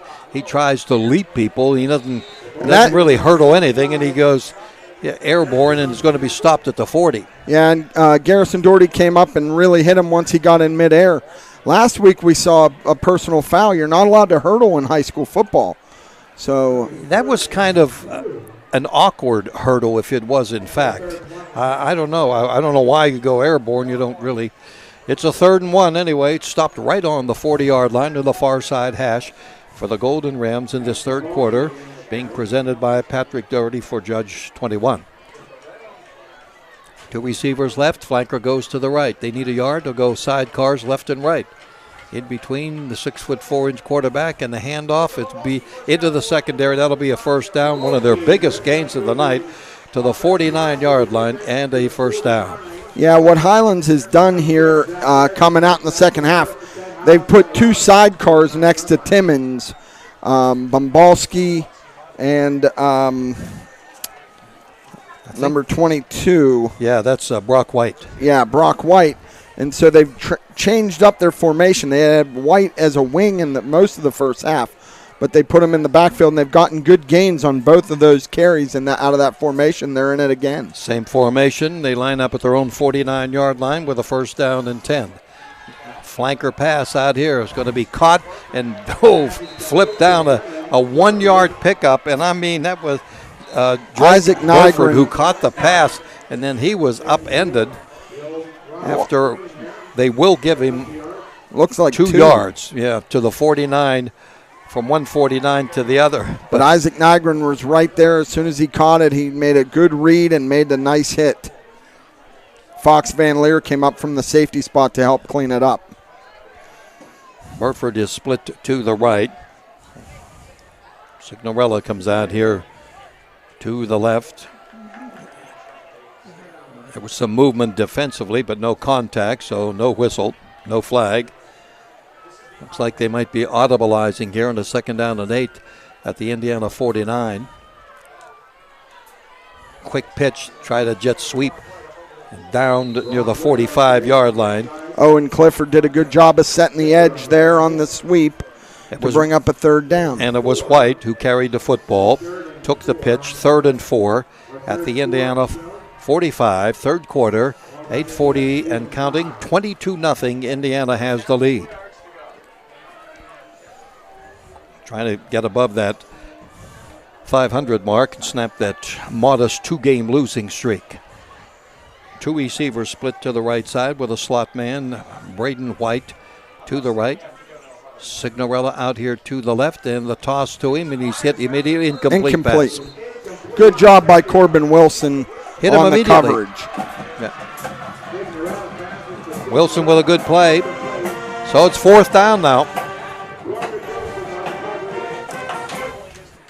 They've got 4 to go. Looks like they're going to punt this football, Jack.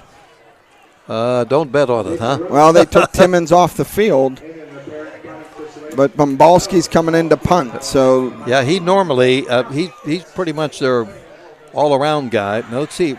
But if I'm Indiana, I'm playing safe defense.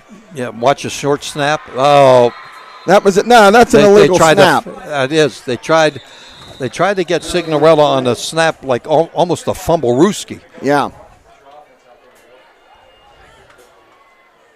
But no flag has been thrown. No, they yet. threw the flag. Did they? I see it. Picking it up. Yeah.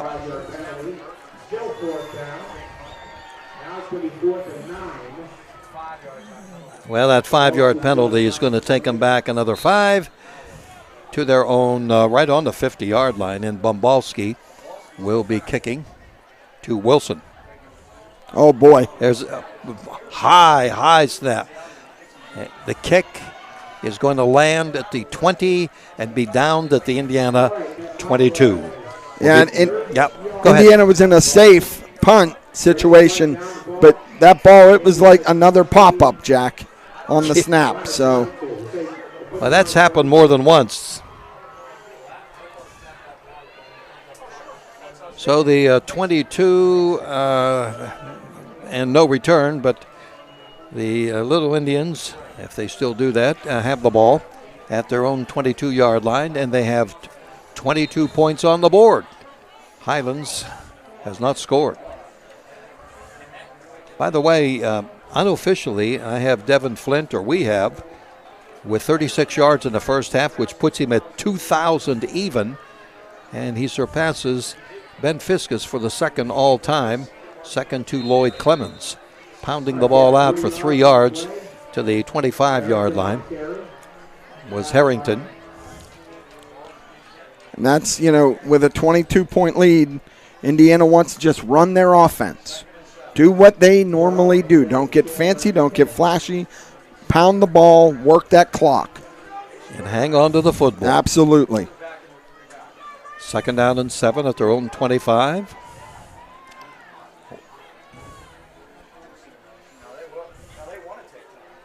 Flint looking to the sideline, eating up the play clock, which has a long time to go yet. Still 15 seconds and counting, and they'll use as much as possible with a 22-0 lead. And they're really bunched on defense. Here's the quick pitch to Wilson on the far side of the field.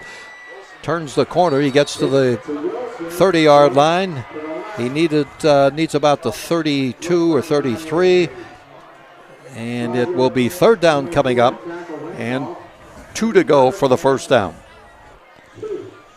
Yeah, I mean, that's, as we've seen, they've had good success getting to the edge, and if you can get 5 yards every play, that'll work. We're under 7 minutes and counting in this 3rd quarter, presented by Pat Doherty for Judge 21. 3rd and 2.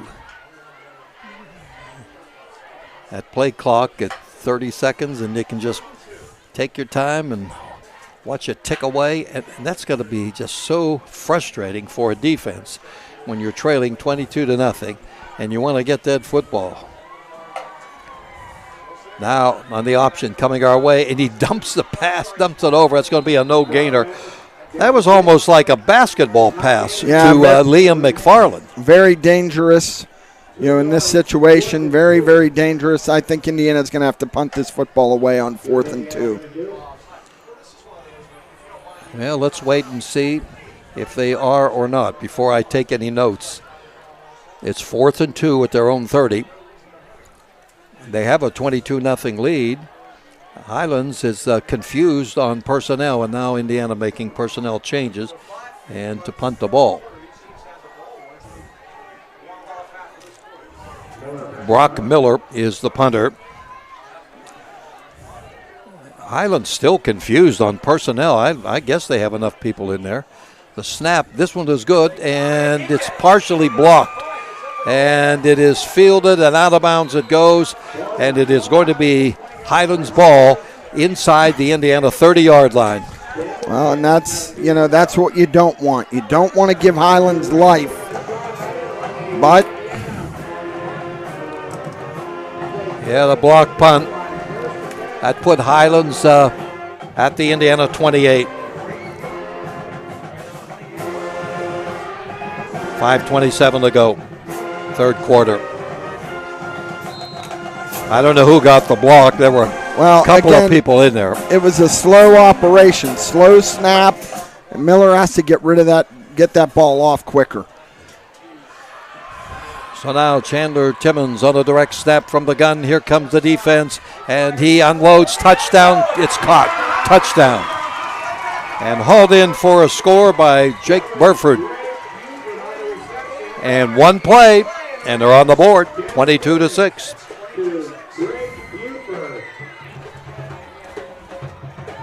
Indiana brought a blitz. Timmons just stepped up in the pocket. They pushed the rushers outside, and he just hit him right down the seam and looked like the defender fell down, Jack. Yeah, the pass was there. Now, they've been having difficulties with extra points, so let's see if Dombalski was, no, not this one. This one's true. And he added the extra point. So it's a 22-7 game as Highlands one play after the block punt. We're back with more Indiana High football on WDAD 1450, 100.3 FM, and also Trib Live Sports Network. In Lipniscus, Hutton Blues Insurance of Indiana is proud to support high school football. I'm Jay Blues. You can't beat football season, and when it comes to your insurance needs, you won't beat the service we provide at Hutton Blues Insurance. Our family business has served Indiana and the surrounding counties for more than 3 decades. Once you do business with Hutton Blues Insurance, we'll make you a customer for life. So best of luck, area teams, from your friends at Hutton Blues Insurance in Indiana.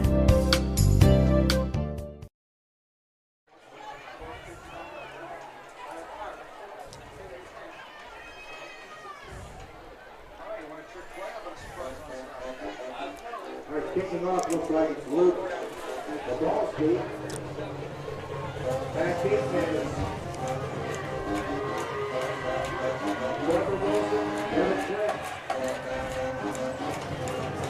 Is this Wilson?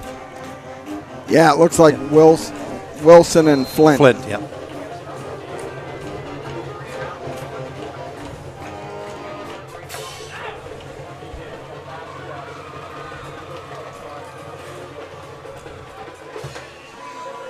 After the score, here's the kick.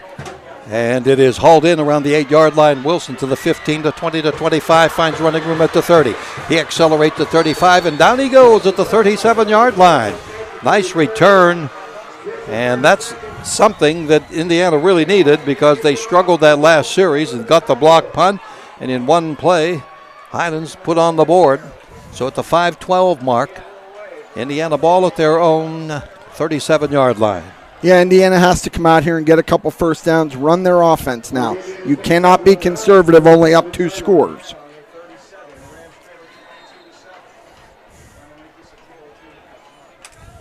Let's watch Devin Flint now operate from the far side hash at his own 37-yard line. Fakes the pitch right, runs to the left, to one side. He's going to throw it in traffic. It's intercepted.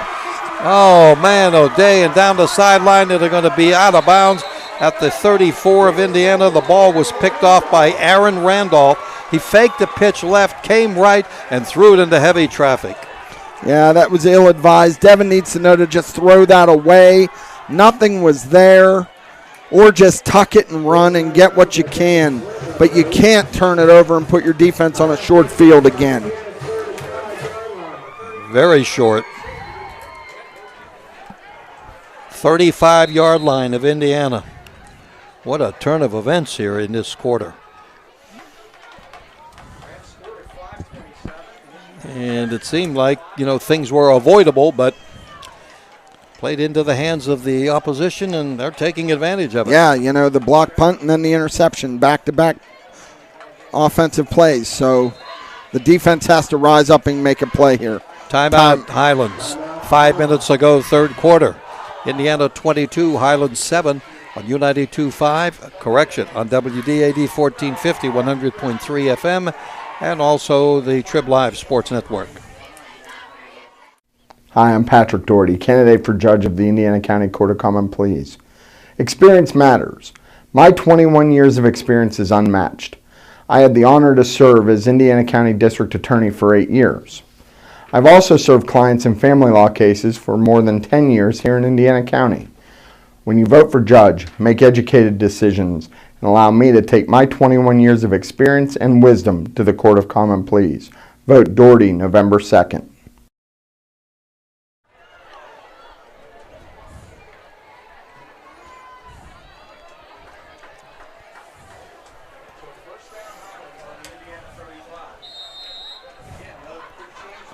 There we go. Jack Benedict, Pat Doherty here at Kosneski Field. Highlands back to pass. Lot of time. Looking, now running. 30-yard line. Timmons 25 and goes down awkwardly at the Indiana 22. And then there was a push afterward, and I think we're going to get Indiana with a personal foul afterwards. I don't know if it was accidental or not. Yeah. One of their players come twisting and turning out of there. We'd have to see what the replay is, but this doesn't look good. Personal foul, Indiana. The half the distance to the goal to the spot. Takes it to the 11. And a personal foul.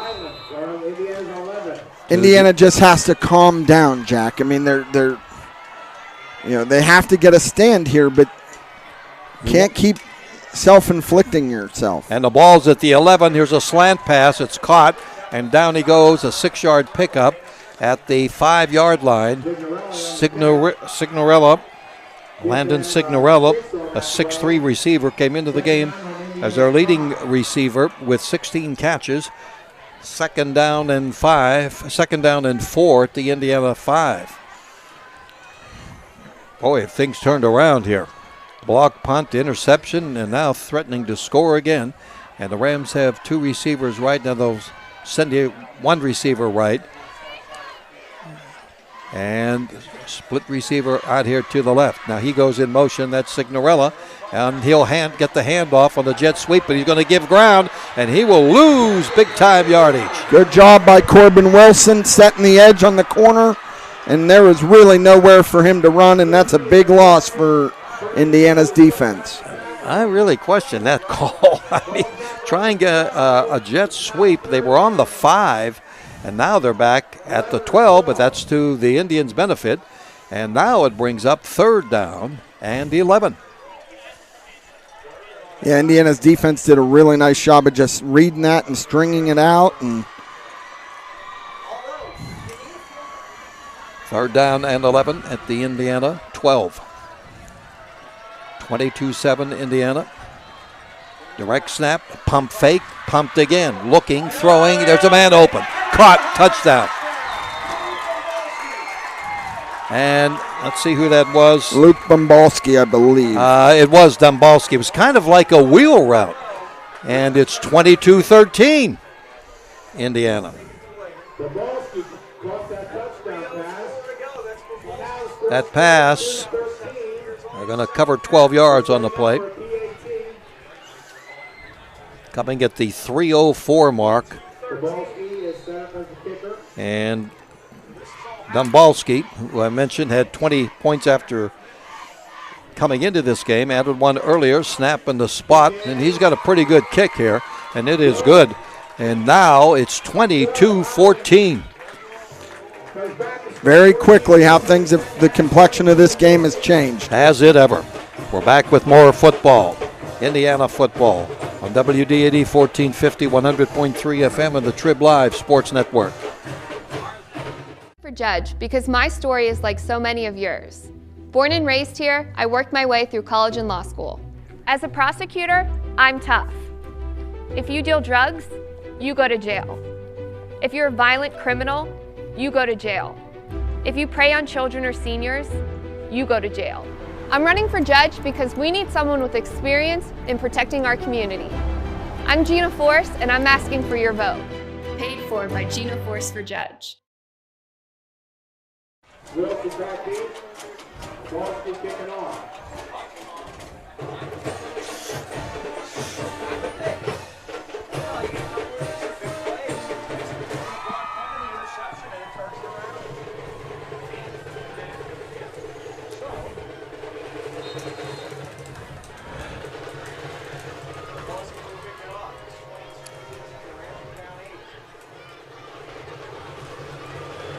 Well, this quarter has really turned around.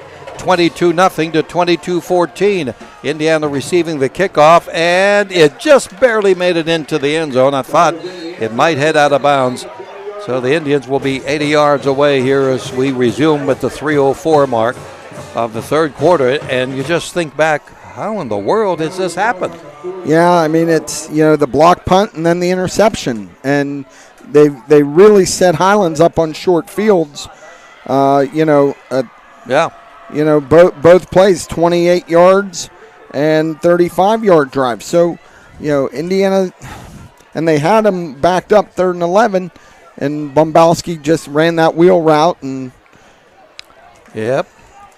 But the offense has to come out and try to reestablish what they do up front. Now there was a flag, because instead of the ball being at the 20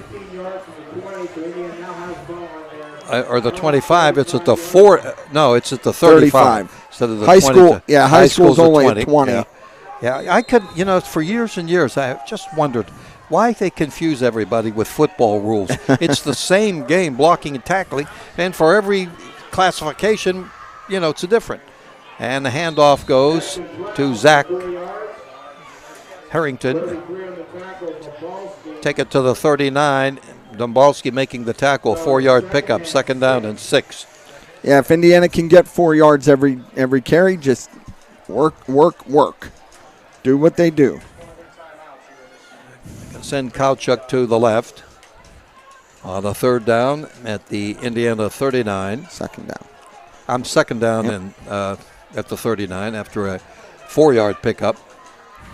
Quick pitch, and It's going to be a break, and it's going through the 45 and picking up yardage to the 48. Boy, I really thought they had, was that Corbin Wilson or was that Liam McFarland? I was McFarland. It was McFarland. They had him bottled up, and then he just squirted free for about 4 or 5 more yards. So nice run by Liam. He's had a nice night tonight. Take it to the 48-yard line of the Indians here with 2 minutes remaining in the third quarter. And now a 22-14 game in favor of the Indians. Oh, we got 2 men in motion. We have 2 people in motion. Just reset. You're all right. You got tons of time. Just reset. Yeah, and that's what they're doing. They're resetting. They still have 15 seconds. They put them on each wing. Man in motion our side of the field. And the handoff, and it's going to be a break up the middle and getting yardage across the 40, 35, and all the way down to the 30-yard line. Zach Harrington. Yes, sir. Big pickup. Nice 25-yard gain for Zach. Well, that... not quite. Where was it? We started at the 48, and he's at the 32. He's at the 32, yeah. 72 on the tackle was Timmons. They're going to mark it at the 31, so we don't want to short Zach a yard there. No, not at all. And the other thing is it's burning clock.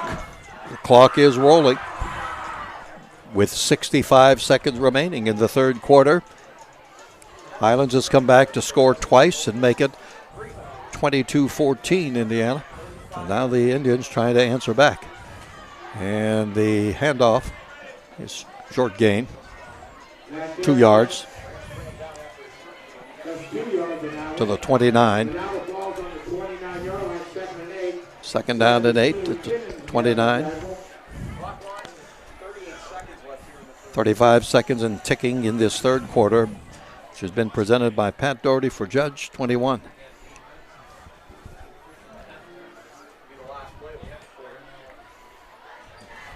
Waiting to get to the call with 17 seconds on the play clock, and they can just run it out. No, they're going to have to run play. It's about a 2-second differential. Yeah, 2 or 3 second.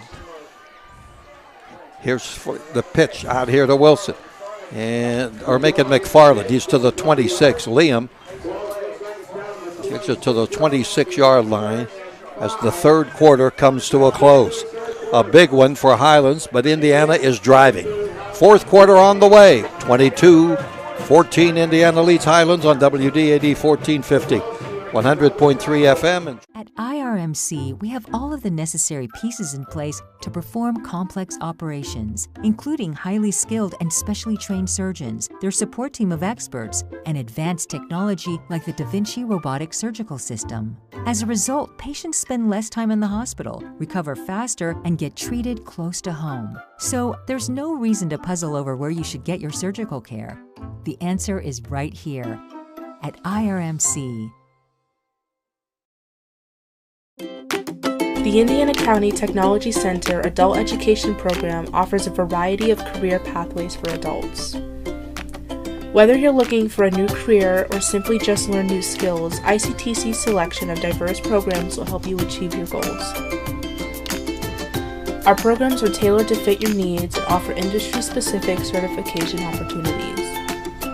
Call today at 724-349-6700 to find out how we can help you become more successful.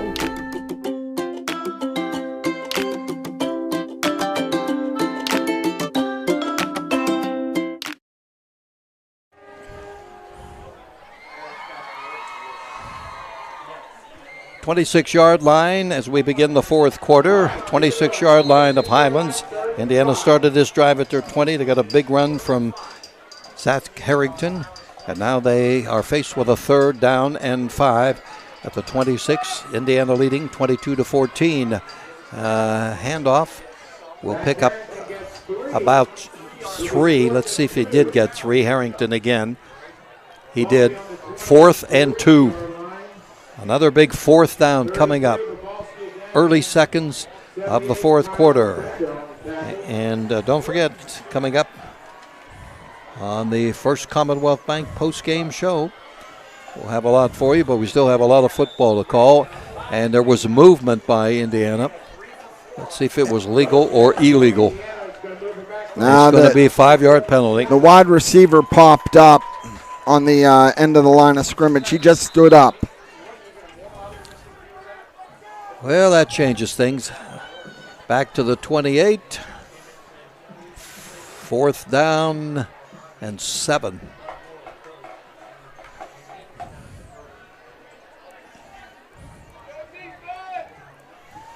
$28-yard line, 4th down, 7 to go for Indiana. Leading now by 8. They were up by 22. It's 22-14. Man in motion. Flint takes the ball. He's being pressured. He throws a pass. First down. And is it caught? Incomplete. Oh. Incomplete. I think it was out of bounds. It would have been a first down on the far side of the field around the 19-yard line, and Highlands defense holds. And at the 10:57 mark, they're going to take over. Well, now you leave it up to your defense. Yeah, and that penalty was big there, Jack. Oh, was it ever. Yep, that's really changed the picture. Highland ball, 28-yard line. We're early here in the fourth quarter, 10:57 to go. Timmons hands the ball off to Dombalski, and he pounds his way for about 3 yards. Jake McCracken on that tackle. Make it 4 yards. Second down, 6 to go. Bows of the football just shy of the Rams 32. They trail Indiana 22-14. Sidecar right, 2 receivers left, 2 to the right. Chandler Timmons looking to the sideline. The 6'4" junior awaiting the snap from center.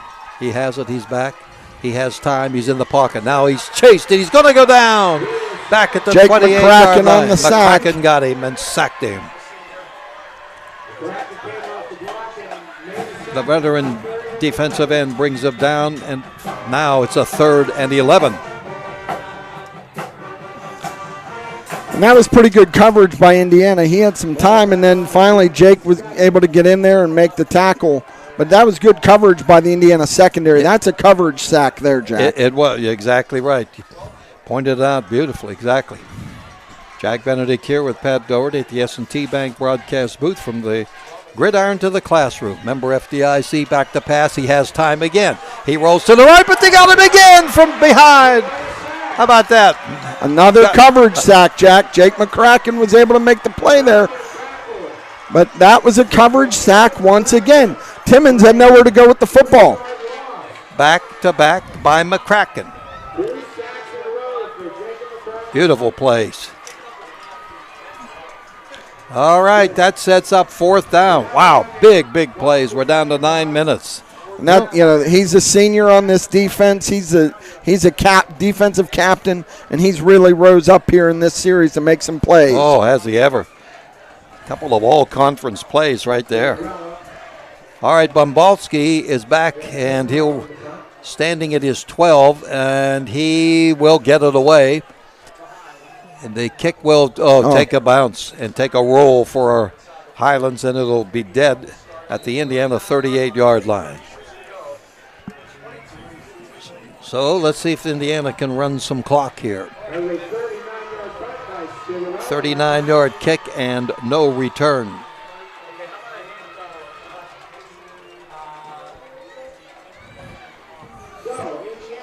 The 39-yard line of the Indians. They were leading 22-0. Highlands came back. Indiana did exactly what they needed to do on defense there, Jack. They calmed everything down. They were able to get some pressure on them, but their secondary did such a great job. There was nowhere for Timmons to throw the football. So now the offense needs to make something happen, get a couple first downs here. With the ball on their own 39-yard line. 8:36 on the stopped clock. They're showing blitz. Flint under center. Devin's going to be hit. They'll spin him down and bring him down right around the line of scrimmage. They'll give him 1 yard. Yeah, boy, you called it. the defense really, they were creeping up, showing blitz right out of the gate. Yeah, that's where Indiana maybe wants to try to get that ball on the perimeter, Jack, when they're blitzing up the middle. Hodak is out here as a wide out to the left. Kowchek will go to the right. 2nd and 9 at the Indiana 40. Ball spotted in the middle of the field. And an 8-point lead for the Indians. Trying to eat up clock. McFarland goes in motion. And a handoff, but there's nothing there for Harrington that time. And they will give him a gift of a yard. And it'll be 3rd and a long 8. Yeah, like we said, they're really packing that middle here now. This 4th quarter being presented by Diamond Drug and Medical Supply. So here we go with a 3rd down play. 7:15 and ticking in this 4th quarter. 8 yards Indiana needs for the 1st down. Try to keep the clock rolling as Devin Flint is under center. And he will be the option. Here he comes around the left corner. He's going to break a tackle. He's going to get a first down across Indiana. the 50. And then it'll take it to the 47-yard line. Boy, what a nice job by Devin to spin out of that tackle. Corbin Wilson had a nice block out on the perimeter to set that up. That is a huge first down for the Little Indians. I tell you, he runs pretty hard, doesn't he? He runs very hard, Jack. All right, we're going to have to get some votes in here to Mr. Steve and company. 1st down and 10.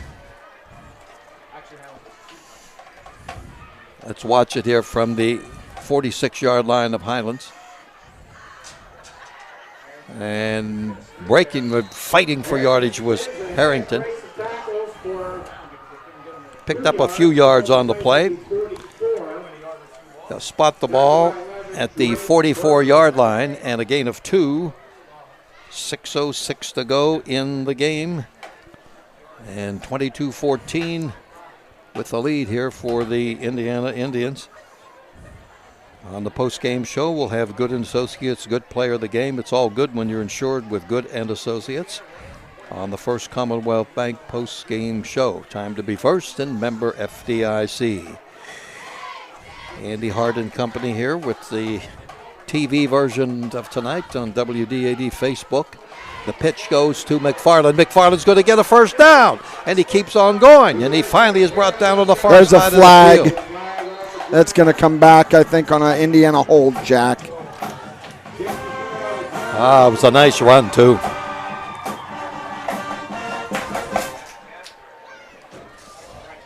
There it is. Personal foul. Oh, what's that, targeting? That's a target. That's what they're showing. A target on the offense? That's wow. I don't know. I didn't notice that. I don't know what the indicator.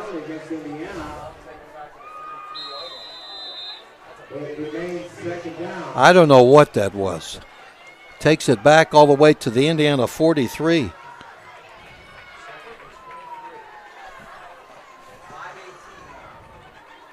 We're going to have to ask about that one. I have no idea. Yeah, I've not seen that called at all this year. I'd like to see that on a replay, but I don't think that would help. Well, they've got to go to the 36. Flint running around the right corner, down the right sideline, and he is kind of danced out of bounds around the 50-yard How is that not a late hit on our quarterback? He is 2 yards out of into the white, and he got drilled on the Indiana sideline and no flag called. Indiana's coaches are irate over there. Ball is right on the 50. 3rd down. And they've got 14 yards to go for the first down. 4:49 in the 4th quarter. Indiana's lead is 22-14.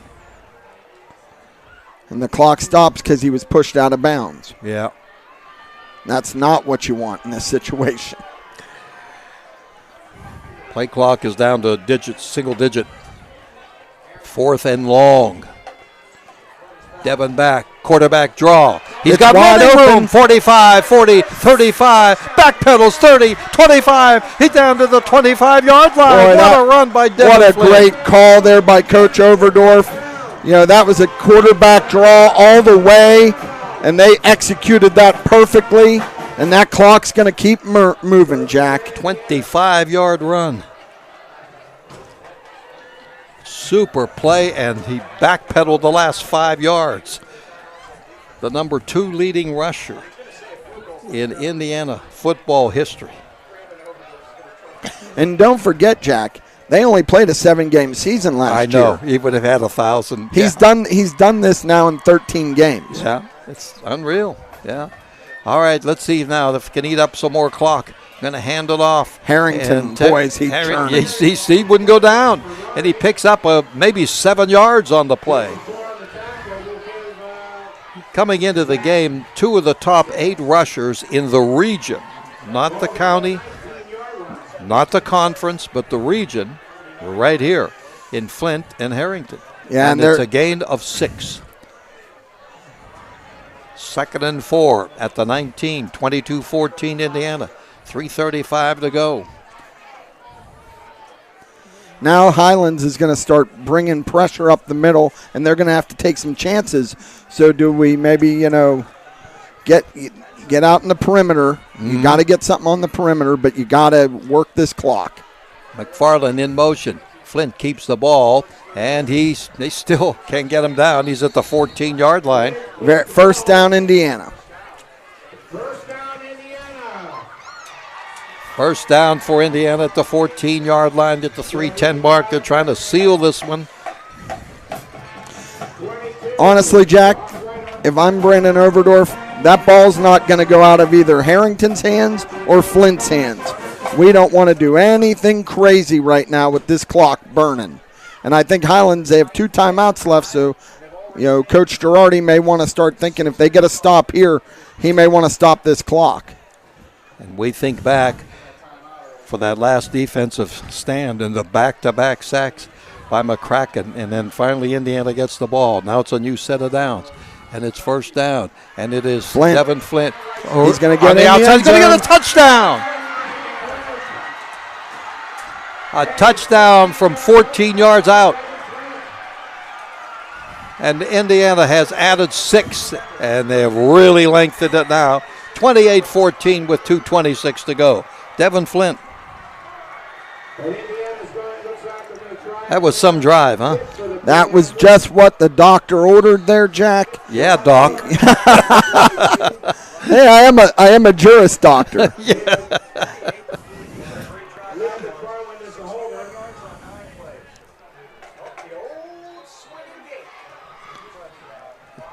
Well, let's see.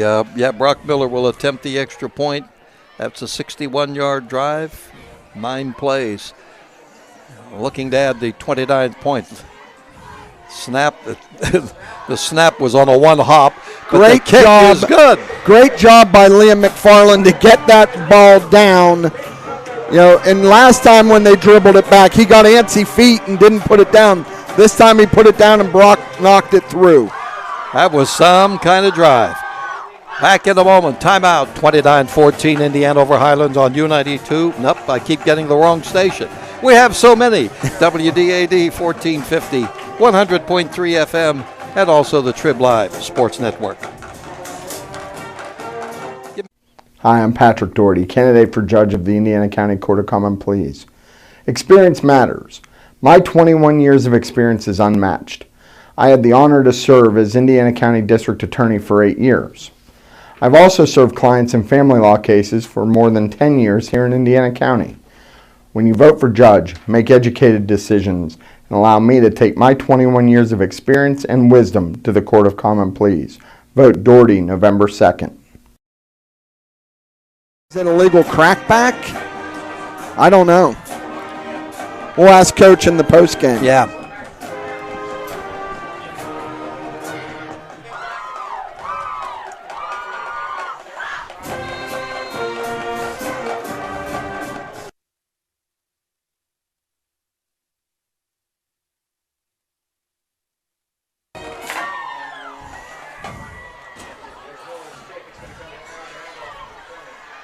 Oh, brother.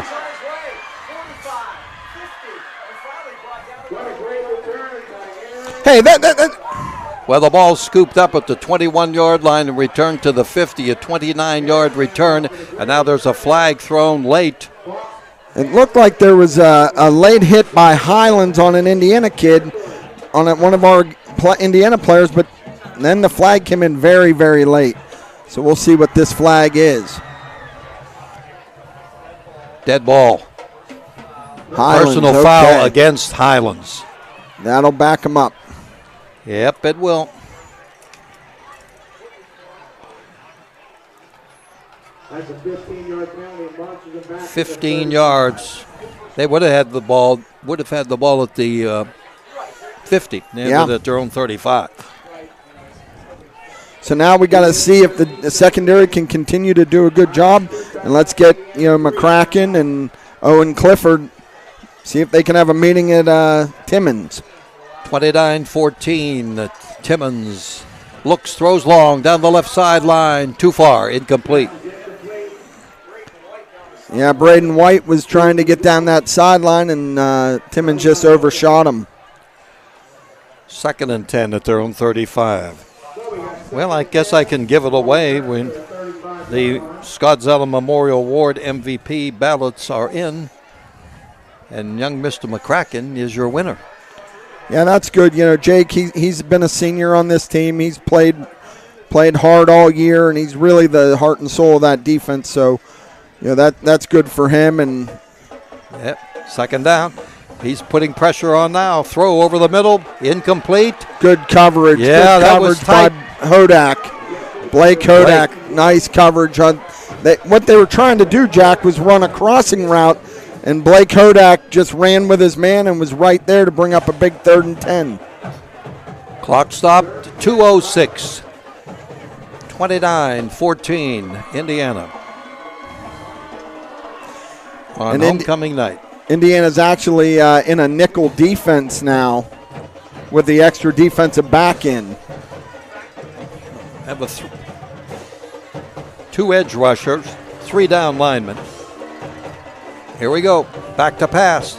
In the pocket. Over the middle pass. It's caught. And it'll be a 1st down, spinning his way. That ball's out. Well, the officials are running in Nope, here. They said they recovered it. Looked like Isaac Nygren had a good shot to get that ball, but they gave it back to Highlands. 1st down at the Indiana 49. 16-yard pickup. But for Highlands, the Golden Rams, time is running out. 1:40 remaining. Pistol this time. Back. Looking, throwing over the middle. Great incomplete. defense. Another great play. Blake Hodak once again. Sorry about that, Jack. Hodak, back-to-back plays. 2nd and 10. Yeah, that secondary is playing great. Timmins has some time back there. But the secondary has stepped up also. Minute 31 to go. Got a Highlands player down here on crutches. Hate to see that. Down on the sideline. 2nd down. Back to pass. Looking. Here they come. And he's going to run. Now he throws, and it is complete at the Indiana 30-yard line to the Indiana 25.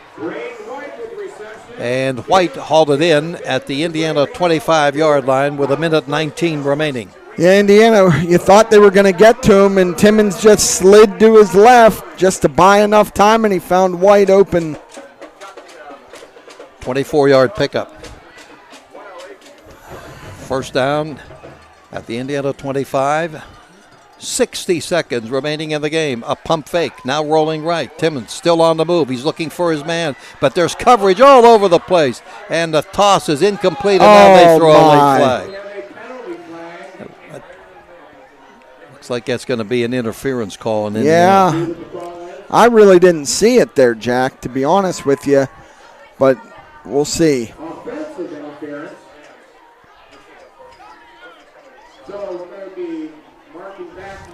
Oh, it's offensive. Offensive calling it the other way. Yeah, it's going to go against the Golden Rams. There was contact, and it was hard to tell, but of course the officials were right there. That's going to bump them all the way back, Jack, to the 40-yard line. Yeah, exactly. We have 53 seconds left to play.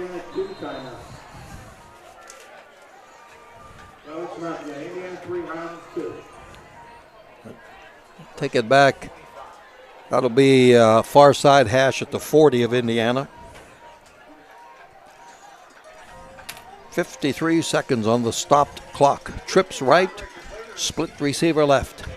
Back, looking, throwing sideline left. Catch made. 28-yard line. That's about 12 yards short of a first down. Falling out of bounds. That play took 6 seconds. 47 seconds remaining in regulation. And the ball at the Indiana 27 on the 2nd and 12. Yeah, Indiana's still in that nickel defense where they brought in the extra defensive back. 15-point lead for Indiana, 29-14. Once again, we've got 3 receivers out here. Trips right, split receiver beyond the numbers to the left, back looking, now stepping up, and there's going to be a flag thrown. Timmons is still running, and he's got some running room. This is all going to be called back as he runs out of bounds near the Indiana 17-yard line. Yeah, they basically tackled Indiana's pass rushers. All the way back at the 37, so that goes against the Rams, and that used some time. We're down to 35 seconds remaining in regulation. This fourth quarter being presented by Diamond Drug and Medical Supply.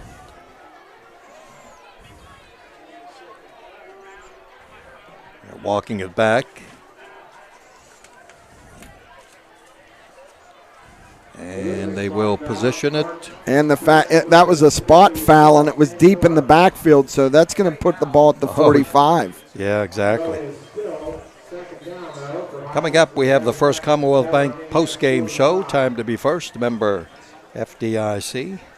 And the Good and Associates Good Player of the Game. It's all good when you're insured with Good and Associates.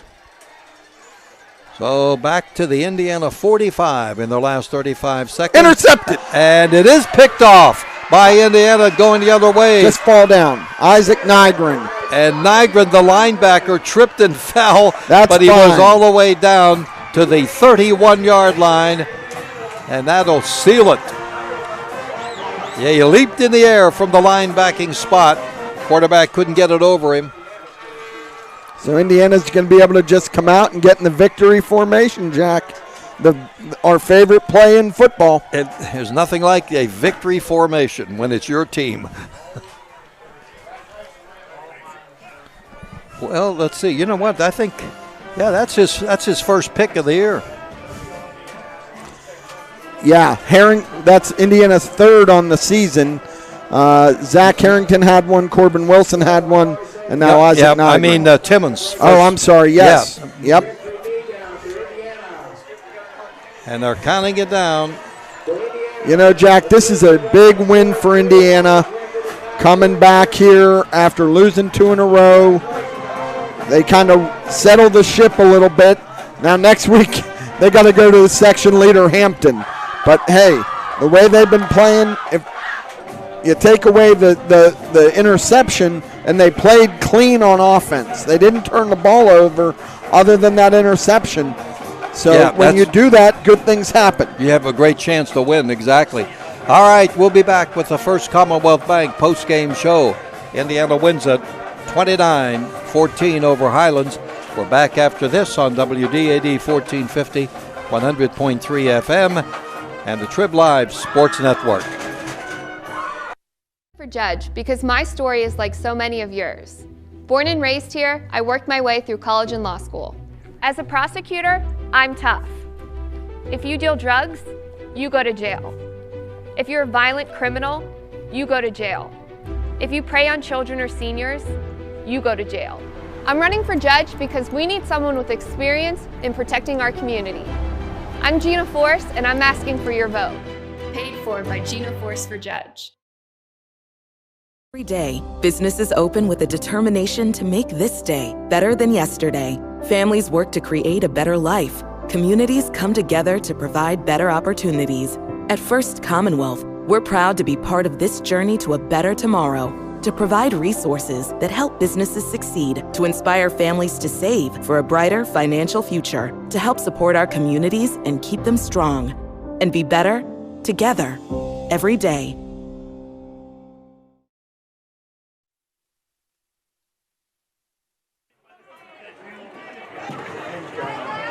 Just give me a knee when you're ready out there.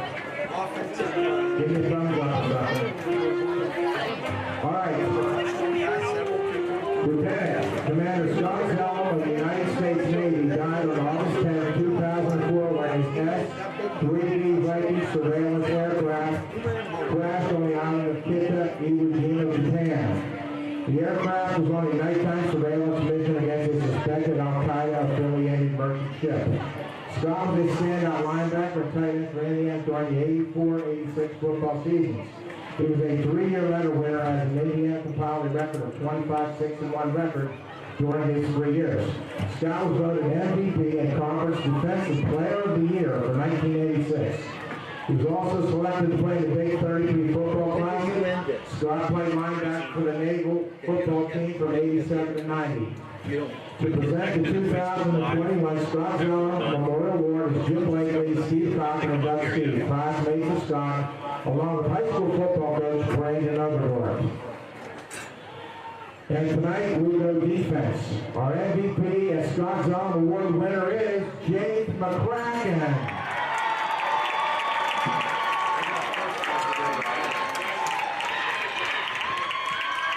It was a voting process, and again, winner Jake McCracken. Congratulations to Jake. Thank you for Highlands for being a part of this. Have a safe trip home, everyone.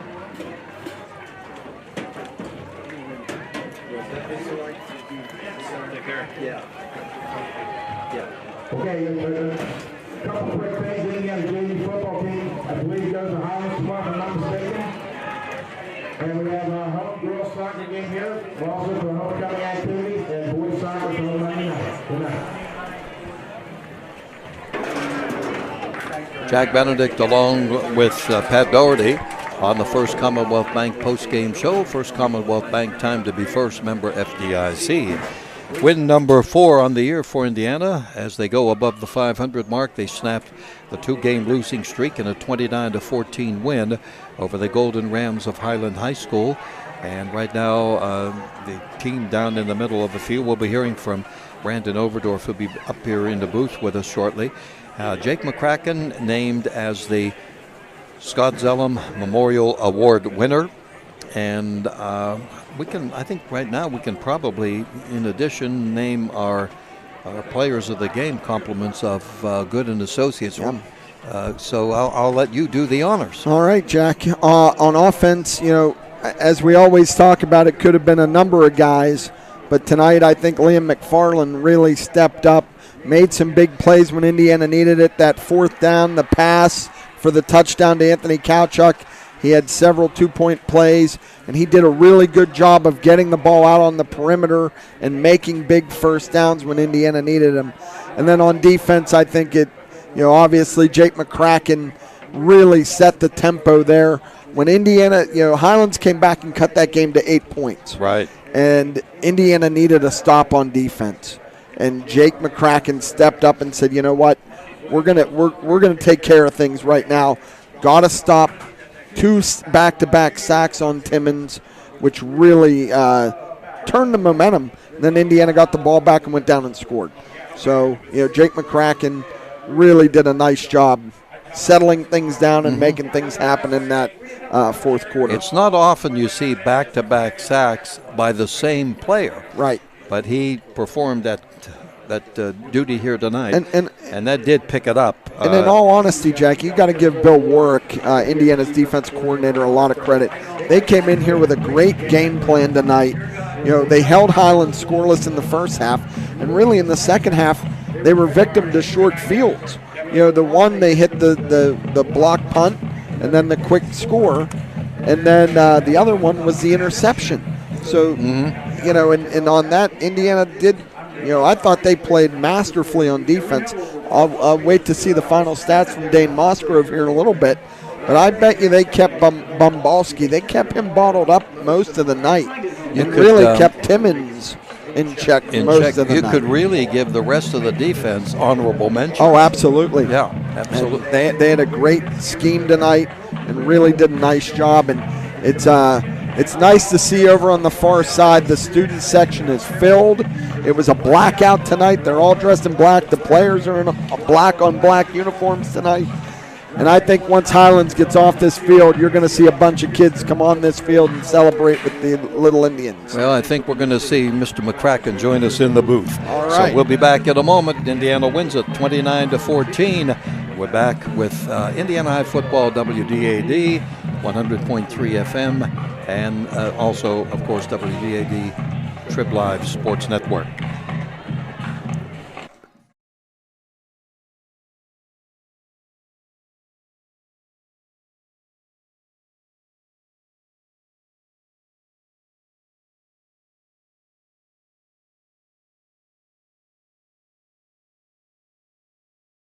Every day, businesses open with a determination to make this day better than yesterday.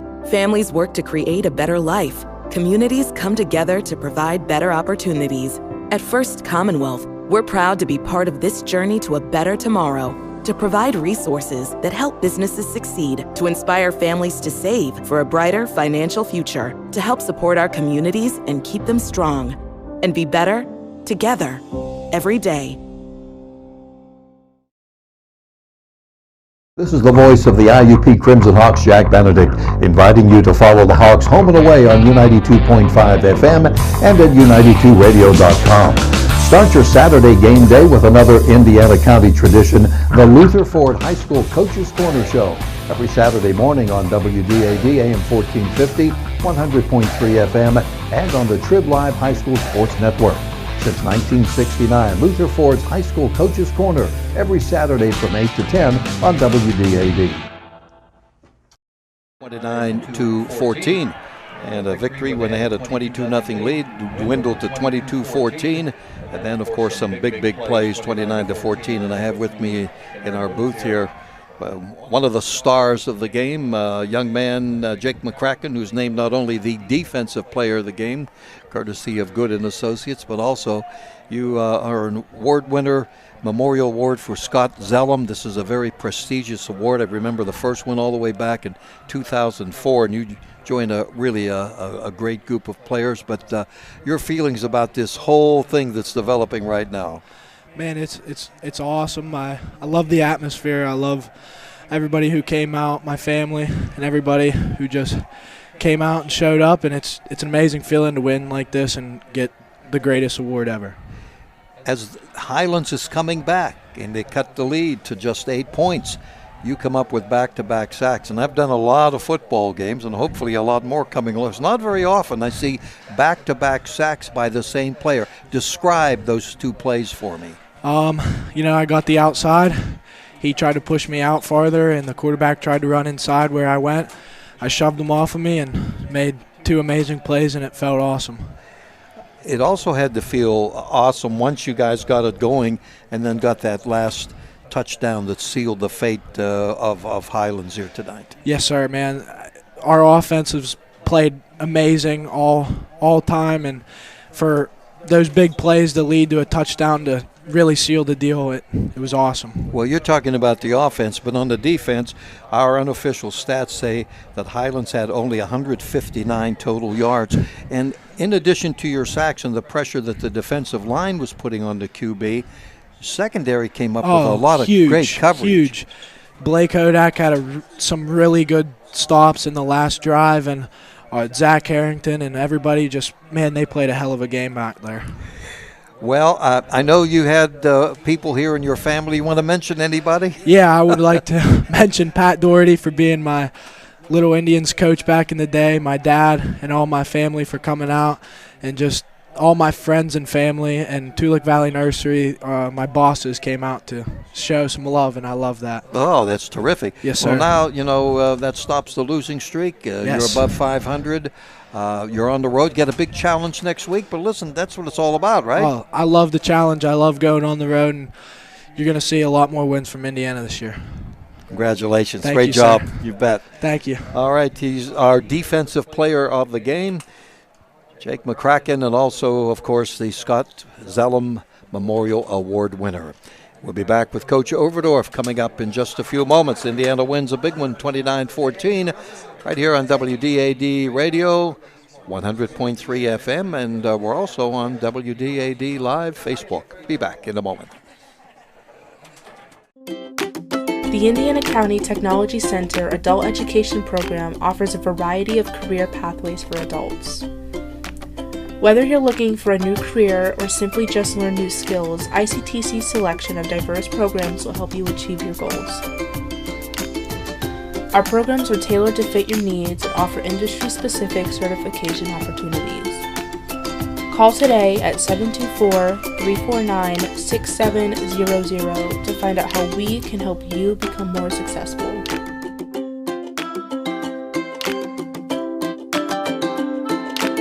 This is the voice of the Crimson Hawks, Jack Benedict, with some exciting news. I'd like to invite you to join me and IUP football coach Paul Tortorella every Monday night at CH Fields in the Hilton Garden Inn for Hawk Talk with the coach. Hawk Talk will be on the air from 6 to 7 p.m. every Monday on U92.5 and video streamed as well. But the real key will be for IUP fans to stop by to meet the coach, staff, and team members, maybe even grab a beverage or dinner. Join us every Monday from 6 to 7 p.m. at CH Fields in the Hilton Garden Inn, Wayne Avenue in Indiana for Hawk Talk. The First Commonwealth Bank post-game show, Jack Benedict here, Pat Doherty alongside, and head coach Brandon Overdorf with me right now after a 29-14 win over Highlands. First of all, coach, hey, congratulations. You had it, and you might have had it, and then they came back on you, and you really made some big plays to win this one. We did, and they were timely plays, and we, after last couple weeks, we fought hard and scrapped, and big disappointment. We had to be resilient, which is one of our core values, and our kids did that. They came ready to play. We took care of the ball for the most part. Made some big plays in the first half, especially when they presented themselves, and then the block punt for the touchdown. We really thought on tape we could get one. He hadn't really snapped the ball 3 times in a row well. And so Coach Weaver, he says, you want to go get it? And I said, they're due, man. Let's go get it. And we got it. And put us up big at half, 22-zip. And I don't know. I think they were surprised by that. I don't think that they were ready to be in that kind of a situation going into half. It came out, we gave up a touchdown, didn't get move the ball, and then made a mistake. We were looking to boot and keep, and we ended up throwing a pick.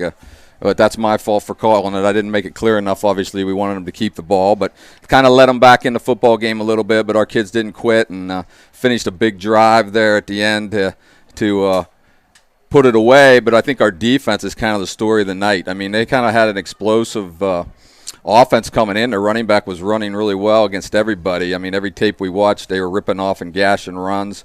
And they threw the ball well, too. And so I thought our defensive staff, Coach Warwick, again, had an unbelievable game plan. And he called the right defenses at the right time, and our kids executed it. And then all 3 phases other than like an extra point or something. But a great team win. So many different guys stepped up. Happy for everybody. I mean, we got on the perimeter a little bit, got to the 3rd phase of our option a couple times, and the kids made plays. I thought we played downhill and faster on the perimeter, which we worked on like dogs all week. They probably hate my guts at this point, but it paid off. And so we just executed, took care of the football. If we do that every week, we can play with anybody. If we clean up the mistakes, we can play with anybody. But, and it's just a big homecoming win for us, big night in Indiana, and our kids are down there having a great time, and I'm tickled to death for them.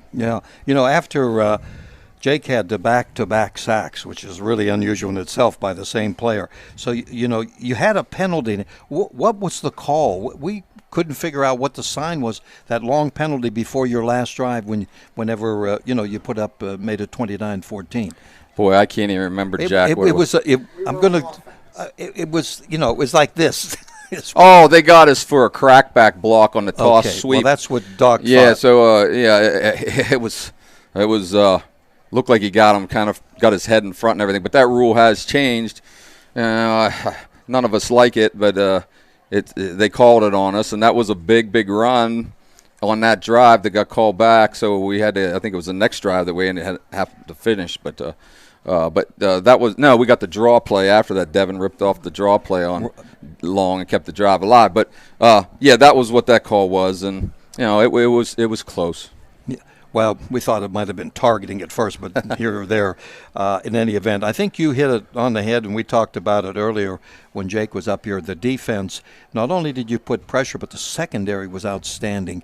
You had them covered, and they were bewildered. They had, by our estimation, unofficially 159 total yards. Yeah, that's an outstanding performance by us. They like the RPO stuff where they bring the back across, and we saw on tape, the coach saw especially sometimes if he's in front of the quarterback or behind the quarterback, they do certain different things. And if he's lined up on the left, and they're going to run right or RPO backside, and we had our guys coached up to play that, and they did exactly kind of what we thought they were going to do, and our kids executed, like I said. But it was just an overall great game plan, and I thought Blake Hodak had a big game. All our secondary guys had a good game. We tackled a little better, still not as good as we should have, but defense was lights out tonight, and it got some pressure on the quarterback with Jake, who just had a huge night and has had a huge season. I mean, I hope some people were paying attention to him for some after-season accolades. We got a long way to go, but he's our heart and soul there on defense. So it was good to see him win the Zellum Award. It was much deserved. Well, we named Liam McFarland as the offensive player. He could pick a lot of different people, but I like the arm too. I like the call. That was we were here to win it, and fourth down, could have did a number of things, but I thought let's go win the game, or at least get us up here. We have an opportunity, so we called it, and they executed it, and I think he's 2 for 2 on that this year. And hey, big play. I mean, you got to make those plays to win. Well, you protected the ball, so it's a big thing too. All right, good luck at Hampton next week. Thank you. We'll need it. I mean, they're the best team we've faced yet, and they've proved that week in and week out. So it'll be a big challenge, long bus ride, but we're going to enjoy this one tonight and get after it in the morning. Absolutely. Thanks, Jack. Good to see you. Yeah, good luck. Thank you. 29-14, that's Coach Overdorf. Nice win tonight over Highlands. Back in a moment, some final comments from the stadium after we take a timeout on WDAD 1450, 100.3 FM, and we're on WDAD Facebook Live along with the Trib Live Sports Network. In Lipniscus, Hutton Blues Insurance of Indiana is proud to support high school football. I'm Jay Blues. You can't beat football season, and when it comes to your insurance needs, you won't beat the service we provide at Hutton Blues Insurance. Our family business has served Indiana and the surrounding counties for more than 3 decades. Once you do business with Hutton Blues Insurance, we'll make you a customer for life. So best of luck, area teams, from your friends at Hutton Blues Insurance in Indiana. At IRMC, we have all of the necessary pieces in place to perform complex operations, including highly skilled and specially trained surgeons, their support team of experts, and advanced technology like the Da Vinci robotic surgical system. As a result, patients spend less time in the hospital, recover faster, and get treated close to home. So there's no reason to puzzle over where you should get your surgical care. The answer is right here at IRMC. Buy a new or pre-owned vehicle? Want to sell your current vehicle? At Luther Ford, you can do it all. Check out the great Luther Ford inventory and drive off today, or order the exact vehicle you want. Have a trade? Luther Ford will give you a check for your vehicle's high trade-in value. If you want to just sell your current vehicle, Luther Ford can pay you thousands over KBB. At Luther Ford, you can do it all. Luther Ford, Route 119, Homer City. I'm State Senator Joe Pittman, wishing all our student athletes and their families every success on the gridiron. Friday night lights are always exciting, and I recognize how important it is for our students to be involved in activities, whether it be in athletics or the performing arts. These have been challenging times, and I salute not only all of our students, but also all who guide them, on and off the gridiron. And I wish all of our hometown teams the best of luck this season. Football time, and that means time to stop by Luxembourg's Jewelers and lay away great gifts for the holidays. Luxembourg's offers a huge selection of diamonds and gems mounted in your favorite ring, pendant, or earrings. Score big with great giftware selections like keychains or pens, custom plaques and trophies for that special award. Team up with Luxembourg's Jewelers for that perfect gift and lay away today. Luxembourg's in the Indiana Mall, downtown, or on the web at luxembourgs.com. Luxembourg's Jewelers, we are Indiana's Jewelers. Every day, businesses open with a determination to make this day better than yesterday. Families work to create a better life. Communities come together to provide better opportunities. At First Commonwealth, we're proud to be part of this journey to a better tomorrow, to provide resources that help businesses succeed, to inspire families to save for a brighter financial future, to help support our communities and keep them strong, and be better together every day. This is the voice of the IUP Crimson Hawks, Jack Benedict, inviting you to follow the Hawks home and away on U92.5 FM and at U92radio.com. Start your Saturday game day with another Indiana County tradition, the Luther Ford High School Coaches Corner Show, every Saturday morning on WDAD AM 1450, 100.3 FM, and on the Trib Live High School Sports Network. Since 1969, Luther Ford's High School Coaches Corner, every Saturday from 8 to 10 on WDAD.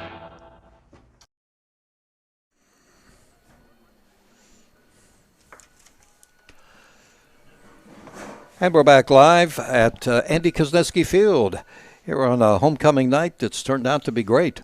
A win for Indiana, 29-14. Everything else that's happened, the stats show it was a nice night. 159 yards. The defense for Indiana held Highlands. Yeah, they did. And they did a good job, and we named as our Good and Associates players of the game Liam McFarland offensively and Jake McCracken defensively, along with his Scott Zellum Award. Yeah, I mean, as Coach has said, and, Jake did a really nice job tonight of just being a defensive leader, and he's had a good year so far. You can't say enough about the kid. I mean, he's really worked hard, and he's kind of been the leader of that defense. Because, coming into the year, Jack, and you remember back at Ligonier Valley, that front seven, he was the only returner. Mm-hmm. And so now he's brought these guys along. Isaac Nygren's playing well. Garrison Doherty's playing well. Owen Clifford's playing well. Blake Hodak. These are all guys that are rallying around Jake, because Jake's able to just set everything up, and they rally around him. But, boy, statistically, watching Highlands on film, they were putting up really big numbers. And Indiana came in here tonight and just really shut them down. 58 yards rushing total, 101 yards passing, total 159 yards. Indiana did what they continue to do, rushed for 227 yards, had 30 yards through the air, total of 257 yards. Devin Flint, 15 yards, 101 yards again, and that puts him, second place all-time in rushing? Yes, he's second to Lloyd Clemens all-time rushing. He passed pretty good quarterback on his own in Ben Fiskus. Yeah, and that's done in 14 games. Mm-hmm. So that's really impressive. By Devin Flint. Zach Harrington, boy, he had some solid, strong runs when Indiana needed them. 16 carries for 69 yards. But the big play, as we talked about several times, was that fourth down call to run the halfback pass. Liam McFarland found Anthony Kowchuk wide open in the end zone, and it was dialed up right at the right time. And, you really excited for Indiana to come back. Okay, now they're 4-3 overall. They're 2-2 in the conference. If they can get 2 more wins here, they're looking at a playoff spot. So they have everything in front of them now. Yeah, exactly. With 3 games left, you win 2 of those 3, and you're probably getting in. Well, it'll be fun, that's for sure. Doc, good working with you. Always good to see you, Jack. I'll see you in a couple weeks. Yeah, you bet. We'll hook up next week. Mark Hilliard will be with you with Indiana High football, and we'll return in a couple of weeks here. So we thank Andy Hart and the crew here for all the help that they gave us. I'm sorry? Caitlin, good job. Keeping us on the air, keeping me straight. And, I need help. Luke Sell back in the studio keeping us straight. Luke did a good job. All right, thanks for everybody here, a cast of thousands. And I'll see you tomorrow with IUP football somewhere along the way on U92.5. Final score, 29-14, Indiana defeats Highlands. Jack Benedict for the crew, bidding you a very pleasant good evening from Andy Kosneski Field.